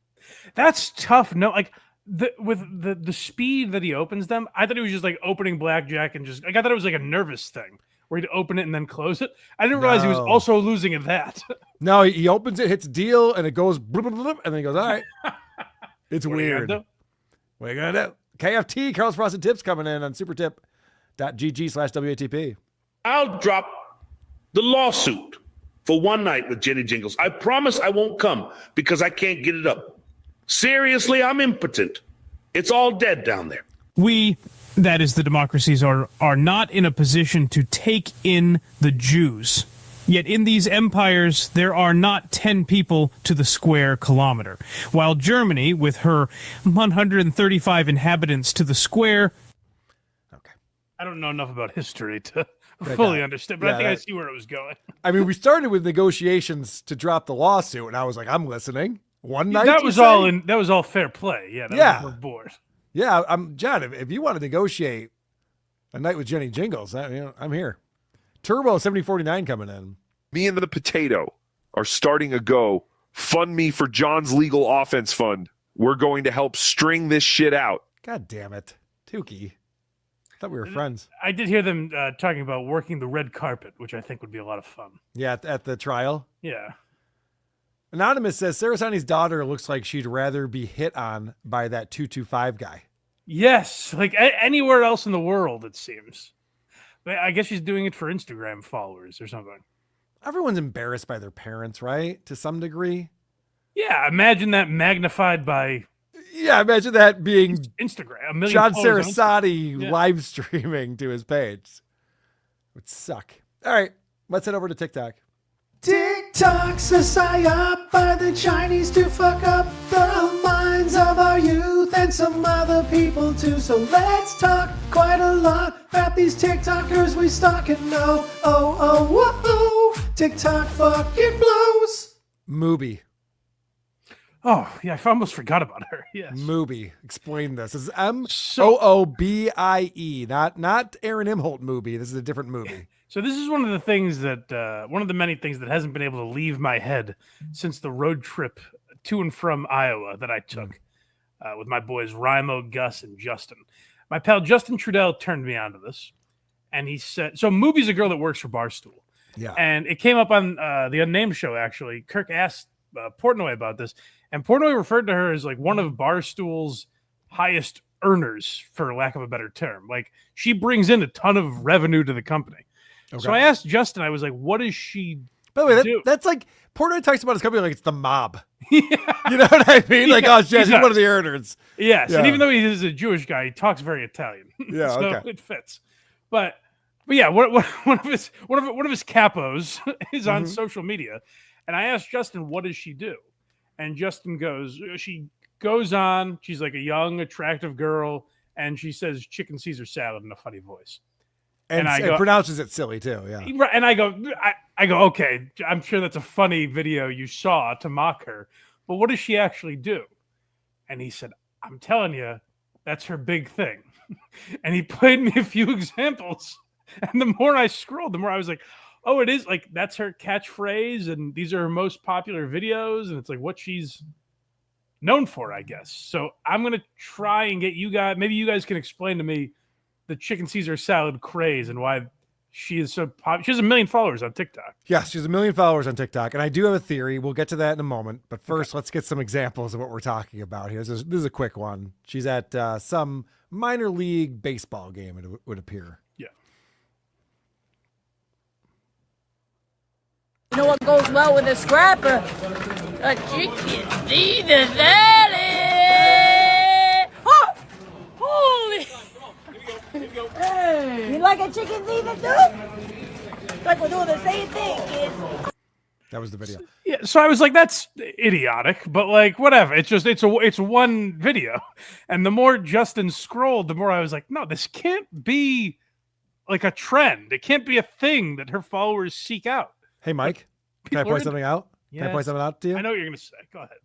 Dave Portnoy won't let you work at Barstool, but this woman's a star there.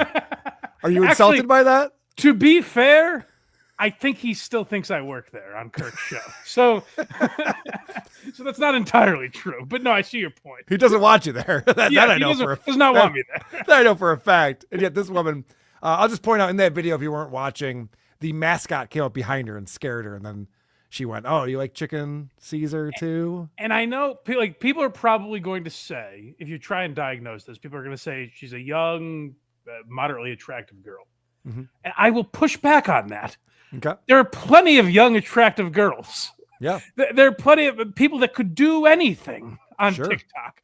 Mm-hmm. Why this? Why is this girl popular? Well, let's find out. We got more videos to watch. Maybe we'll uncover this.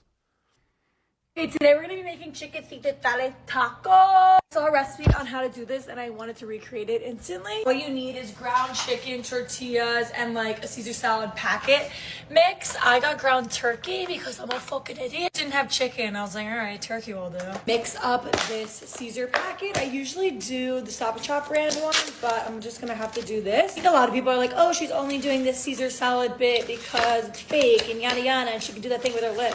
I genuinely love Caesar salad, and if any, she can do the thing with her lip. Is that part of it? Does that make it funnier? If you can see that, it must. I didn't realize that, but she just told me that's what makes it funny. So, but do you see what I'm saying? This is why it's stuck with me for so long.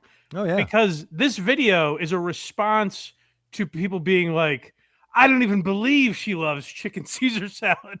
Like it's become a discussion amongst her fans. Oh yeah. Yeah, no, she's debating it. She's like, oh no, I don't just say chicken Caesar salad. I live that shit. Right? Yeah, that's what she's saying here. She's making yada and she can do that thing with chicken Caesar tacos with ground turkey. their lip. I genuinely love Caesar salad, and if anything, Caesar salad has given me so much in this life, so I'm doing it. Add in everything. All right, mix that all together. In the video, the woman literally just took out her I can't speak. Took out her tortilla. Love this everyday Trader Joe's seasoning. So she just spread the ground turkey on a tortilla. I love this salt, just regular salt. And now she's putting it on in a pan. I thought it was gonna sizzle. Not even sizzling, baby. This is what we're working with. She's cooking it. Assume this is ready.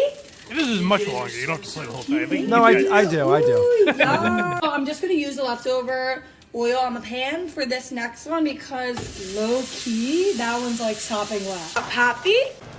This is what we're looking like. Then we're gonna put our little salad, little 1, 2, 3. Cheers. Cheers.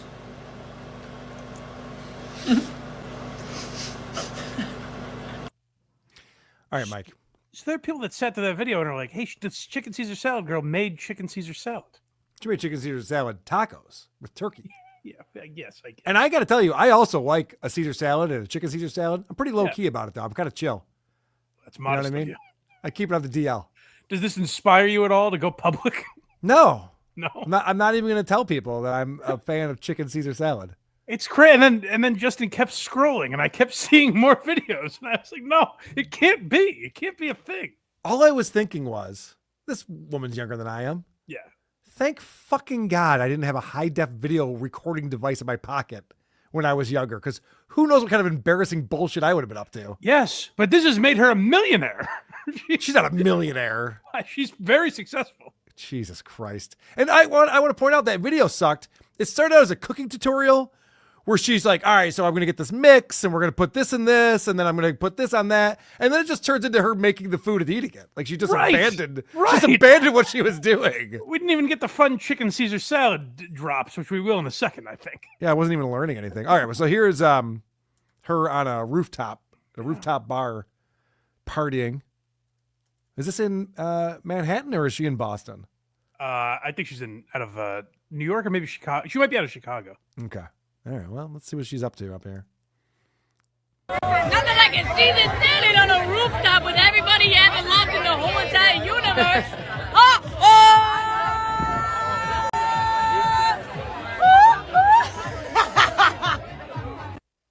What an obnoxious bitch she is. She's just I screaming. don't get it. There's a crowd of people around and she's making it all about her. However, her wobble cushions aren't too shabby. So that video right there, I was like, oh, okay, now I get it.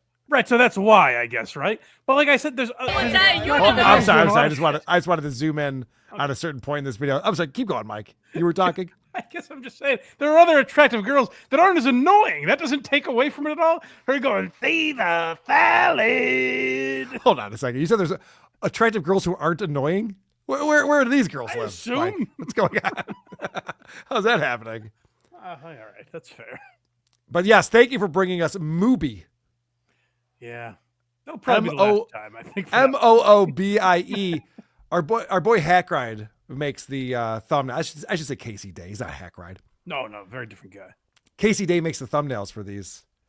And you had a misspelling of her name in the notes. So I just did a Y, I think. Yeah, so he misspelled it on the thumbnail. He takes me very deliberately. If I have a clear typo, he hold on a second. He works for us for free, so I don't expect him to do a bunch of research. It's very nice of him to do what he does. I guess. So he writes mOObie with a Y, and I go, well, that's Aaron Imholtz's nickname. I can't put that in the thumbnail. We're gonna have a bunch of people pissed off at us. That's so fair. I Well, made we him, talked about him. We delivered. I made him update it. Oh, also, I should point out, Unboxing Riley Martin is happening on Hackride Studios after this show is done. Oh, go watch that. I love Riley Martin. I miss that guy.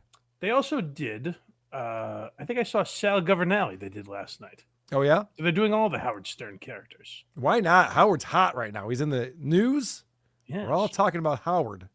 I did something on WTP yesterday I'd never do. I gave my top 10 reasons why people stopped listening to Howard Stern. Whoa. I made a top 10 list. Did you throw your note cards like Letterman? No, it wasn't like a jokey list. It was legit, Okay. like why people stopped listening to Howard Stern. And I'm sure people disagree with everything I said. Let's talk about Dat Phan. Oh, yes, let's. Dat Phan is a comedian?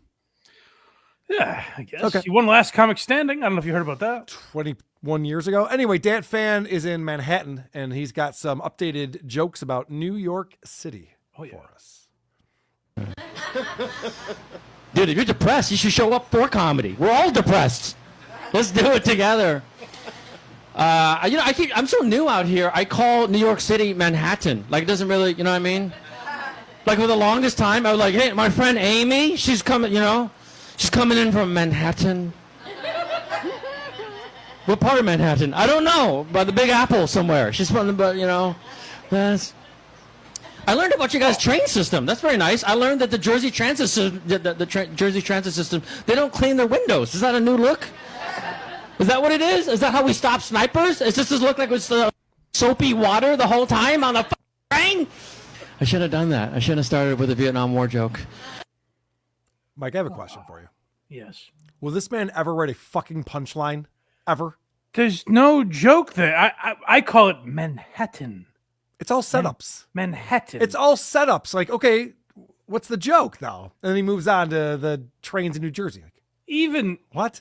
So, and sometimes I'll say, not so much with Dat Phan, but with other, I'm like, there's an interesting premise there, and they don't have a punchline. Dat Phan does not have an interesting premise. Right. That part of the city is called Manhattan.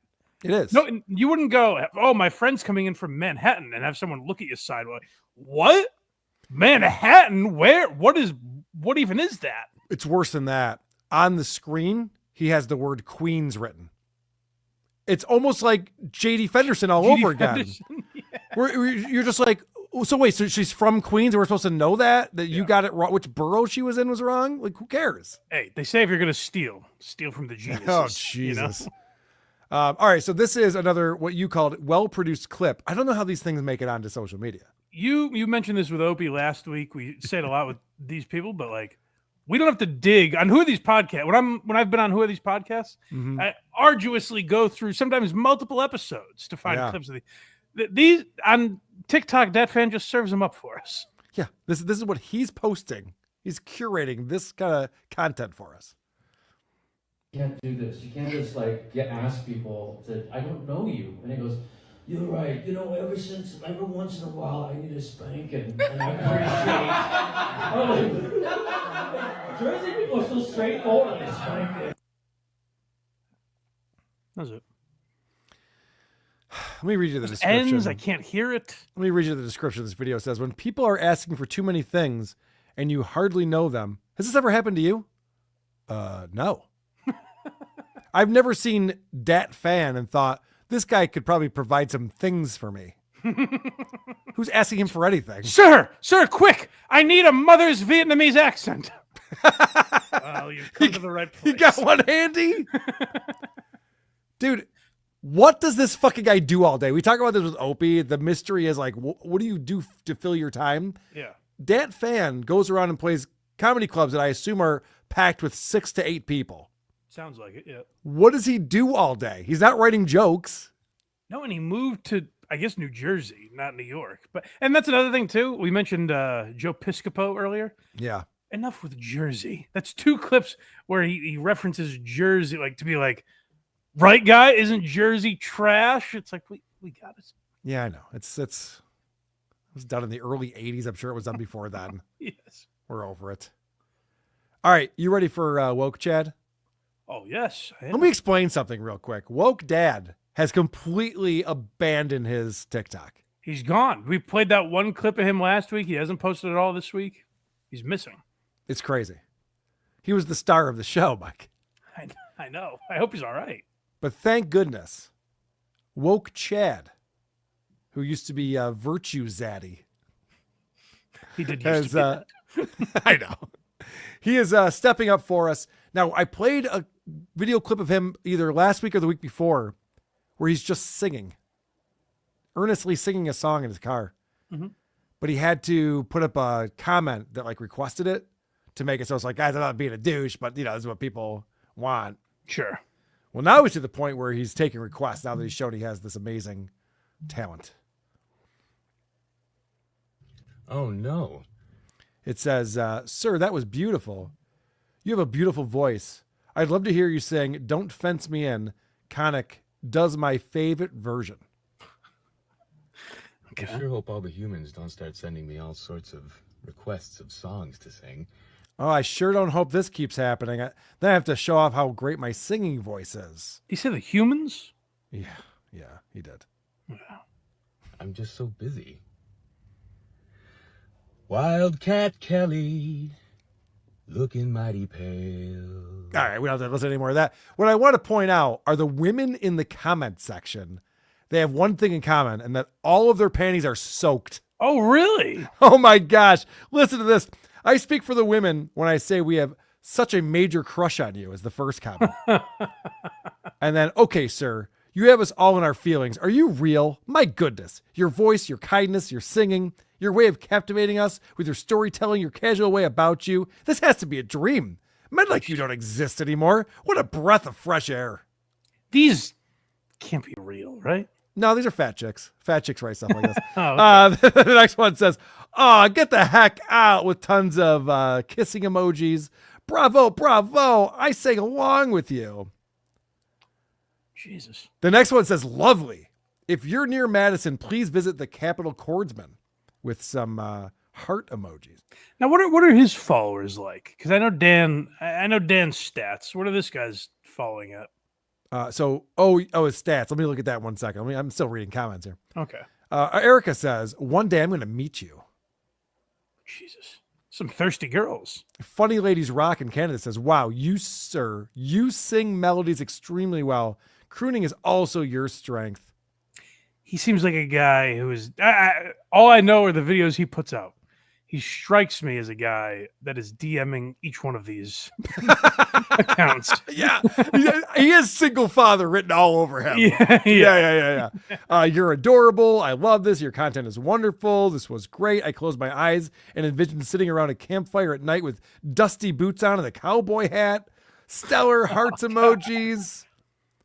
The Target tanks look good. I have them too. You are so sweet. God. Oh my God. That was way beautiful. I love your singing voice. Good for virtue, Zaddy. Standing ovation from me. I love your voice. You had me smiling from ear to ear. Brilliant a cappella.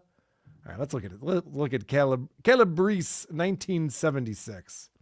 Let's check out his stats. I'm curious because that's a lot of comments to all be positive. And He has 98,000 followers with 2.8 million likes on his videos. okay, all right. And he describes himself as a organizer / woodworker. What does that mean? What's an organizer? Wasn't that Obama's thing? A community organizer? I'm very neat. My books, alphabetical order. You're not going to believe it. That's my job. Yeah. If you know the author's last name, you'll be able to find the book you want when you go to my bookshelf. Organizer. All right.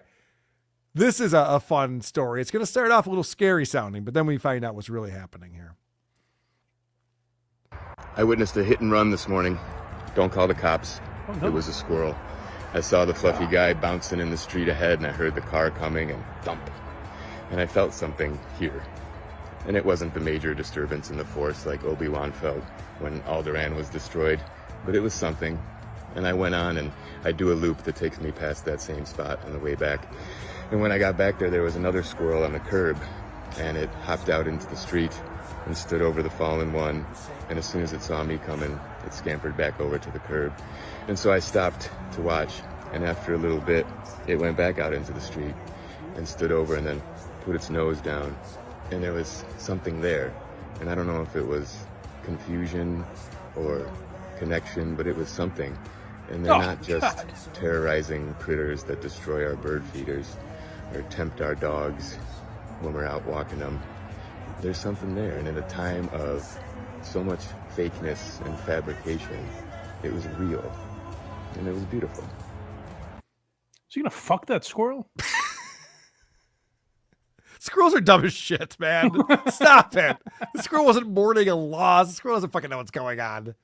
He should take the squirrel to the animal psychic that we found. Oh, right. Yeah. Find out, like, was that your brother? Oh, it was actually my cousin, but... You're not going to believe this. The squirrel thinks you're a hero. It's like, I knew it. You notice at the end there, he goes, in the world of fakeness. He's been on this kick lately about AI and stuff.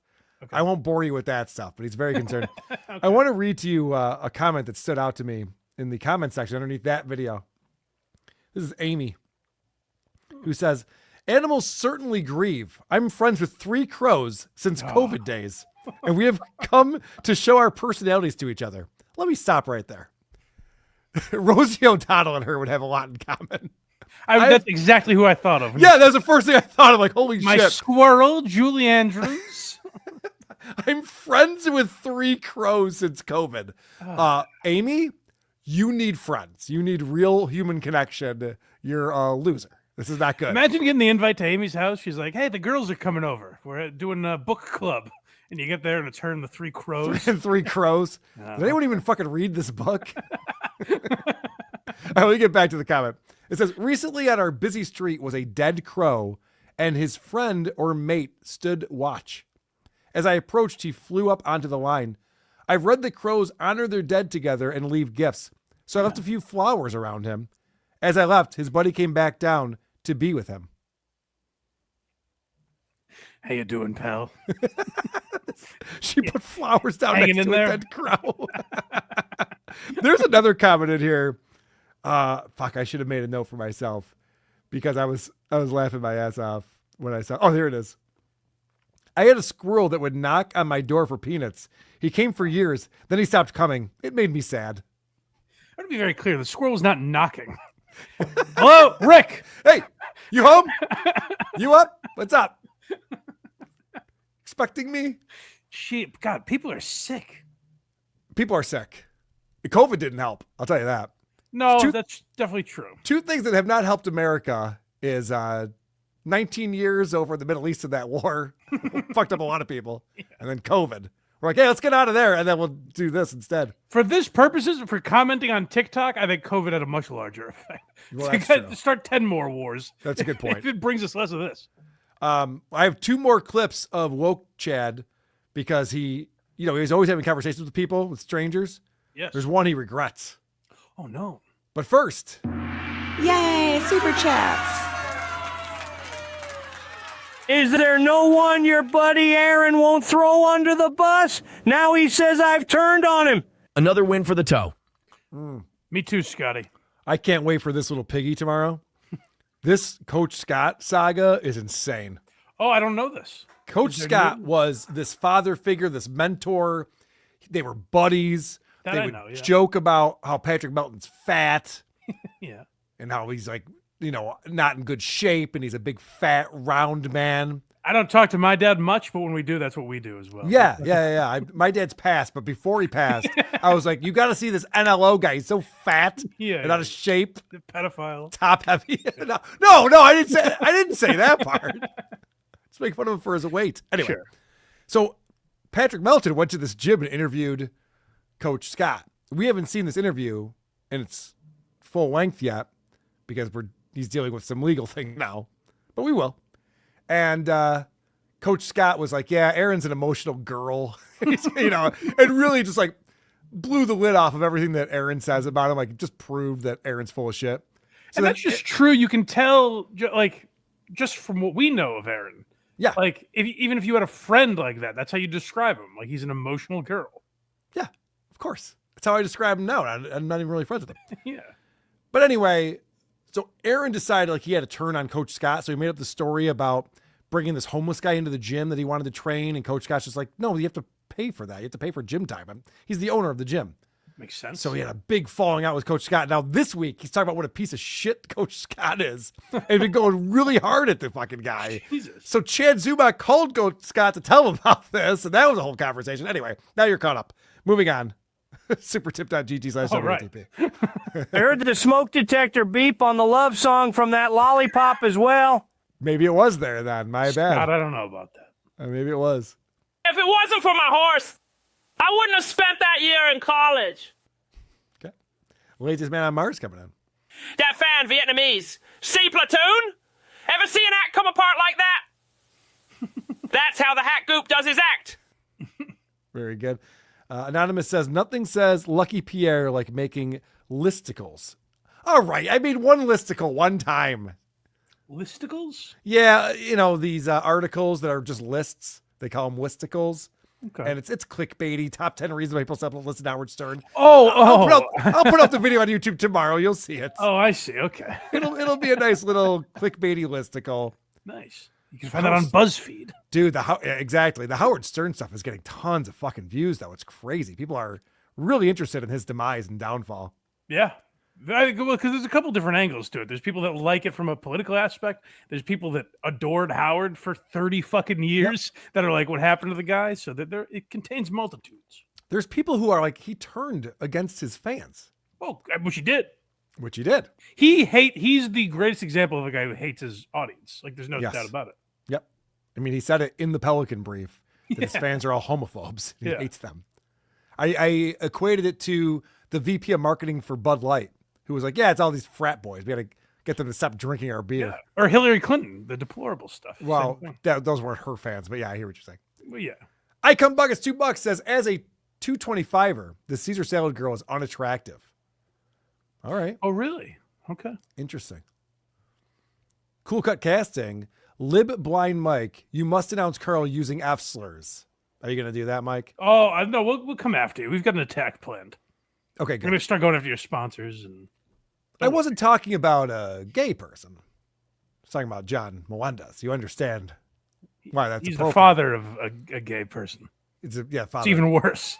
Okay. That's even more brave. Is it? Okay. Latest Man on Mars says crows are incredibly smart. Smarter than Amy. Yes. The Amy who's friends with crows. They're just like, this woman's a dingbat. I can't. You want to get out of here? I think this lady needs this. They're so smart. They're compassionate too. Like, let's give her this one. All right. This is Woke Chad regretting a conversation that he had. Oh man.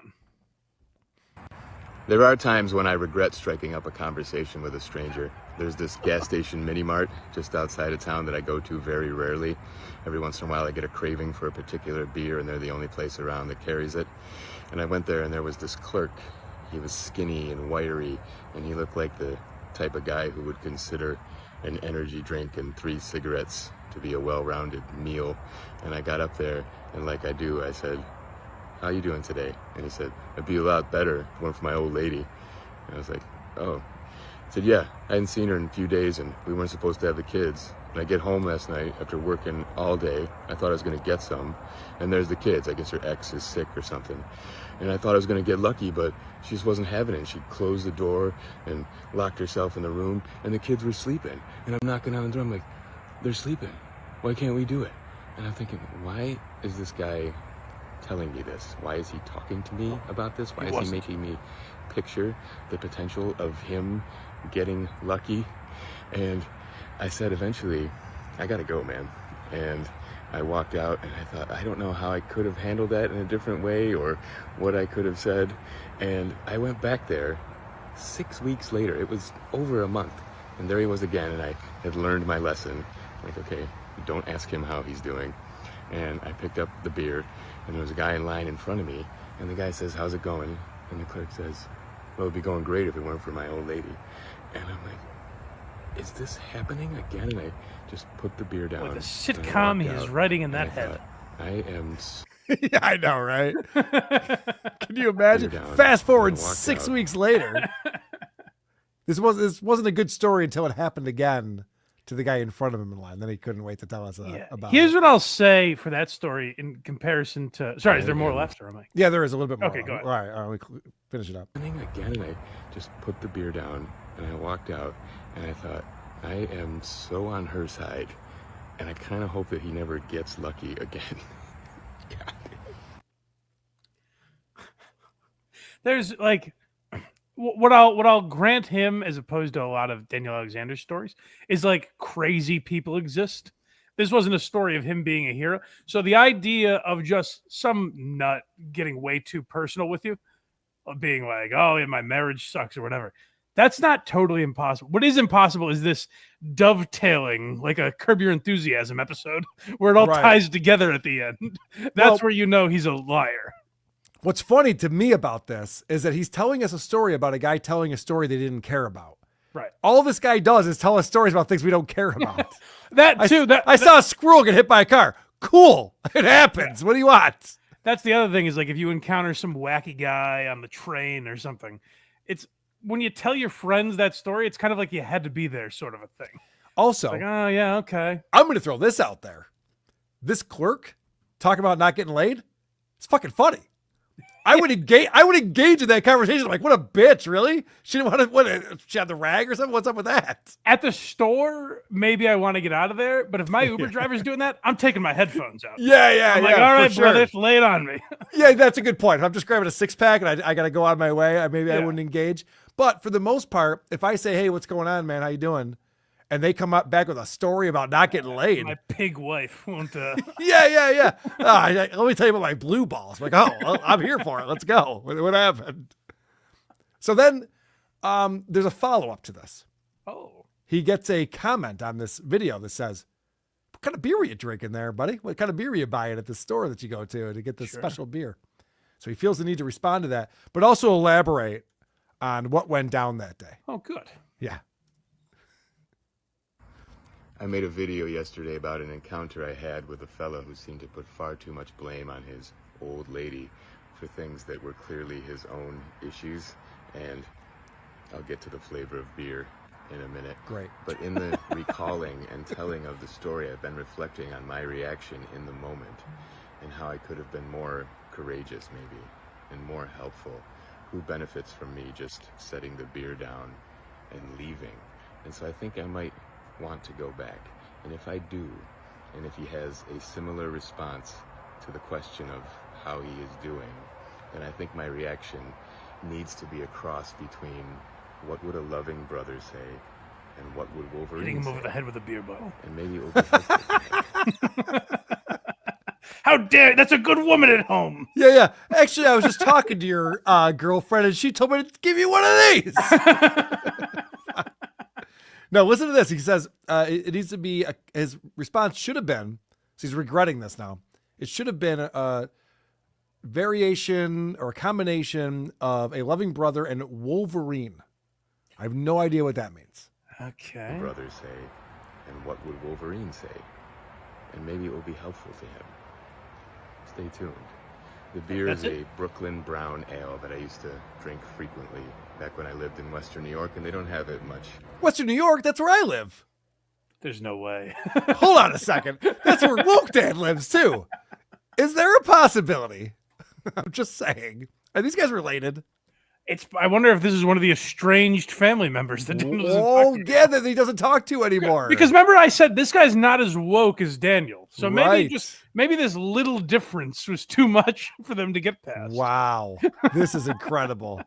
This is going to be a Netflix documentary series someday. Yes. Out here. And my taste buds and my palate have been twisted in knots by my new affinity for IPAs, but every once in a while I get a hankering for a Brooklyn brown ale, so that's why I go there. Stay tuned. Stay tuned, he said. Stay tuned for So what? I think Your there's going to next be beer? I think there's going to be a part 3 of this, because what happened there, speaking of blue balls, is that he goes, yeah, I kind of regret I should have engaged in a conversation. It's like, all right, what would you have said? Doesn't tell us. A loving brother in Wolverine is all I he don't said. know enough about the Wolverine or Logan films. I don't either. Not a I don't know what he would superhero do. movie guy, so I don't know what Something he would heroic, say. I presume, but Or badass? I don't know. Wolverine seems like a badass guy, right? yeah. I don't know. What does Amanda Nappy think? Boss, should 225 be a super tip voice? Oh, that you're right, producer Chris. Oh, that's a great voice. That yeah. should be well, we got to feature him a few more times. Yeah, true. But yeah, I do like that. His inner monologue is He hilarious. speaks so quickly, though. It'll be interesting to see what that technology does with it. Yeah. Actually, we need more people who speak quickly on this thing. That'd be very Good good. point. We have some voicemails coming in. If you want to call into the show, the number is at whoarethese.com. Just let us know that it's for Who Are These Socials. Because whoarethese.com is all encompassing of who are these broadcasters, who are these podcasts, and sometimes even the creep off. People leave voicemails for the creep off on there as well. Nice. Hey, Carl, this is for Who Are These Socials. You guys had that animal psychic. You were talking about her. She says animals commit suicide. That's ridiculous. Doggy's very happy. He loves his leash. Oh, no. Doggy loves his leash. He's just doing an impression of a yo-yo. Uh-oh. No. That's all he's doing. He's really good at it. He's been holding that thing for weeks. All right, shoot. Oh, fine. Not That's Doggy. That's what happened to Doggy? God damn He's it. an innocent victim. Oh, I hate to hear that. This one's for you, buddy. Oh, no. Hey, this is for Who Are These Socials. Hi, Mike. Carl, you're a faggot. Kill yourself. Jesus. Unless anyone, yeah, that was it. Well, hello, buddy. Unless anyone thinks that I keep the negative things off the show, I promise you I do not. I would define that as not for me, even though he does say hi to me. He did say hi to you. I seemed like he likes you, so that that's was cool. Too far, sir. I always say if you like 50% of the hosts of this show, tune in every week. Thursdays That's at right. 6. That's right. Hey, this is for Who Are These Socials? This is number one Kumia Cuck. Oh, yeah. I'm going to have to call Mike out on his last Blind Mike project episode. Oh, no. In it, you said that Kumia has sent Bill Burr pictures of gorillas in reference to his wife. Gonna need a source on that, little bro. I may get have. back to me. Bye-bye. If I said that, I may have been in error. I may have meant people on Twitter. I don't know if Kumia Yeah, has done that. Anthony's definitely not done that. That'd be wild. That would be a crazy thing to do. What would that do for Anthony? Just torch the relationship. Be like, all right, well, we're never getting back together. So, Speaking of which, Anthony will be on WTP this Saturday. Tune in. Oh, yeah. Anthony, I think Anthony has commented on a couple. I don't know if he runs that Compound Media account, but I think he might watch my mOObie videos. Oh, he definitely does. Oh, good. Oh, yeah. And Anthony and I are doing a live show, WTPLive.com. Will be September 5th at the Villa Roma Resort at Chrissy Mayer's Content Hotel. Get your tickets, WTPLive.com, September 5th. Adam Bush will be there, the whole gang. Some more voicemails coming in. So this is for Who Are These Socials? You guys are talking about Lil Tay and her whoring out the minute she turns 18. Right. I'm a little confused on how this works. Do time zones come into this? Like, I assume she lives in California, and it's earlier over on the East Coast. So Like if you start looking at her porn on the West Coast or the East Coast or maybe in Australia or something like that, like do you technically become a pedophile because it's before midnight? Like how does that work? Being down to the minute. I mean, it's just, man, being a whore has never paid off better than in 2025, hasn't it? Well, I gotta go. Bye. I think you're confusing how time zones work. First off, if she's on the West Coast, East Coast would be even later. No, I think he's saying if you're jerking off to her on the West Coast, and No, she's- she is on the West Coast. I'm on the East Coast, so I'm like already 3 hours behind. I'm like, this bitch is old at this point. Oh, well, I don't think this guy knew where she lived necessarily, but I get what he's saying. I think that's an interesting point. It's not an interesting point. I saw people debating, like, why would it be 12? Why would it be midnight? Why wouldn't it be the time she was born? That would be technically when she's 18. None of this is all arbitrary. These are rules that were created by society for some reason. We've talked about this before, and I don't want to be a big advocate for this because it makes me sound like a creep. But literally, because we do the Julia Fox, by the way, we should do a bonus this month. I want to talk to you about yes. that. Yeah. Because we've been covering the Julia Fox book. She lost her virginity at like 14 in Italy to a guy in his 20s. And we're like, well, that's bad. And then I looked it up, and it's totally legal there. So Yeah, and I'm always like, oh, that's rough. And Carl's like, that's when they're the most fertile, Mike. And I'm like, wow, all right. I hope someone taught her to give head by then. Jesus. That's not what happens on these. I'm not Craig. I don't know. What are you turning me into your new Craig over here now? How dare you? One more voicemail coming in. Are you a banter guy? Yes. Oh, I was a banter guy. You know what? I miss banter. Is it going to be absolutely riveting? Is it going to change your life by any stretch? Probably not, but it's going to be at least banter, okay? By the way, for those people that are in the back, remember to banter the fuck up. I've been dying to say that. I like his Ted Williams impression the best. So it's our new intro, I think. That's pretty good. Yeah, you know what? That should be our new intro. That's pretty funny. I like that. Amanda Lynn Nappy is coming back again. If Melton was a smart businessman like the Toe, he'd make Karl put some Blind Mike Project voices for the WATPST site to entice him into signing up. For the what? Let me play that again because I missed that. What did he say? If Melton was a smart businessman like the Toe, he'd make Karl put some Blind Mike Project voices for the WATPST site to entice him into signing up. Oh, I see what he's saying there. He's saying he should get some of your guys, like the G.D. Fendersons of the world. Get some of your guys you're saying?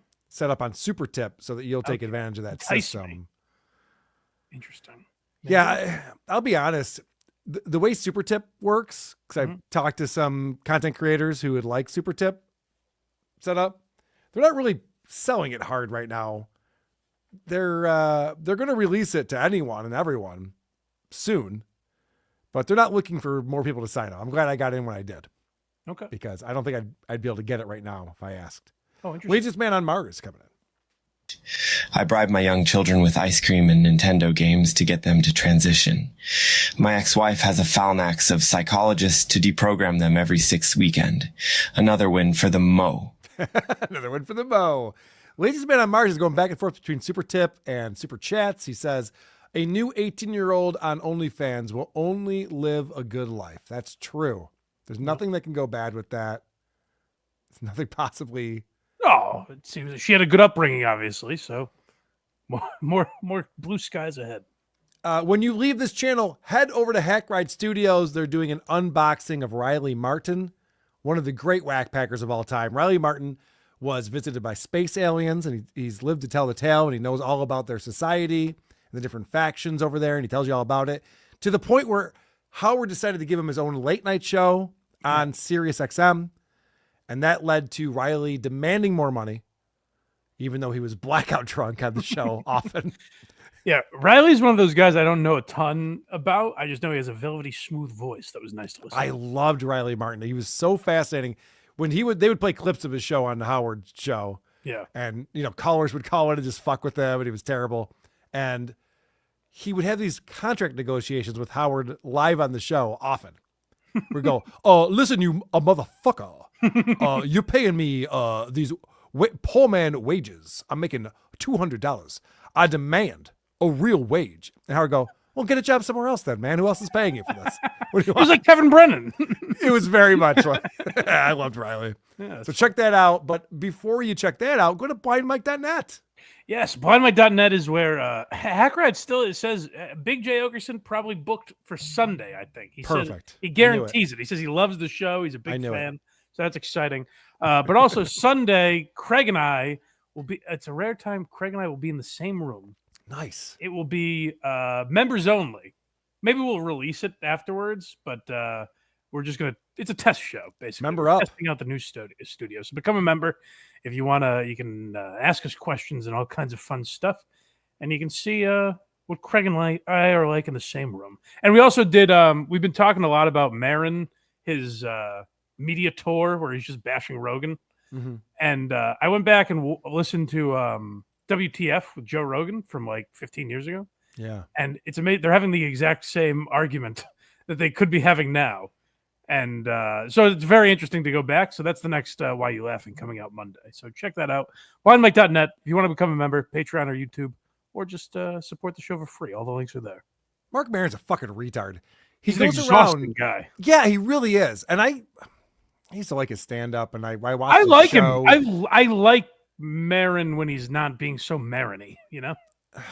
The fact that he draws these conclusions, he makes these leaps where he goes, well, this comedian didn't bash Trump, and therefore he's responsible for trans people losing all of their rights. Well, yeah, he's like, oh, trans people are afraid to go outside. Yeah, what? It's like, first of all, I don't even know if that's joke. I don't think that's true. But It's second not. of all, because It's of the definitely not. mothership.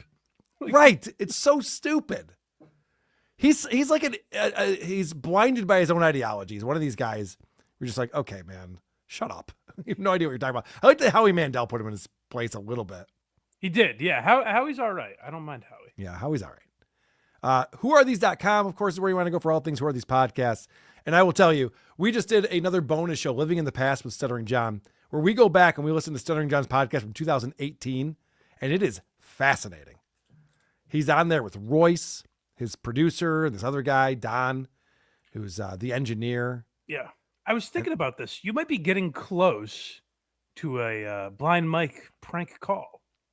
What do you mean? I called on Kirk's show. We were doing a bunch of prank calls like early in the show and like making KMS references and stuff. And I saw that Stuttering John was doing a call-in show at that time. It may have been, I think I was aware of you guys. I don't know if I fully knew everything about Stuttering John. And also, this was like 2019, so the Dabbleverse hadn't fully started yet. So I make a call, and it wasn't goofing on John. It was like KMS references and stuff. And John's takeaway was, I did that guy Kirk Minahan show. I thought he liked me. I don't know why he's got his guys trashing me. You did tell me about this. That's right. You did tell me about this. So I think you're getting close to that in the timeline. Well, I'll tell you, the other thing we're getting close to is when John starts talking shit about us. And this is going back to 2018, years before the Dabbleverse. Yes. And we weren't even covering John very often on WATP. The only recurring segment I had was Opie back then. Right. Opie was the reason why we started doing recurring segments. Every WATP used to just be a different podcast we'd review. Right. And then Opie was so popular that we started doing that. And then John turned into a thing. But anyway, neither here nor there. The point is, patreon.com/Who Are These podcasts. We do 2 bonus episodes every month. We have a great new bonus episode. John was also on with Joe Coy on the Koi Pond back in 2016, which was almost immediately after he quit or was fired from Stephanie Miller, whatever happened there. The Stephanie Miller series has been fantastic. Check those out on our YouTube channel. All right. We've said all there is to say, Mike. It's sad to say this phrase while I'm in mourning, but have the day you deserve, gang. Anyway, social media, I'll catch you later, man.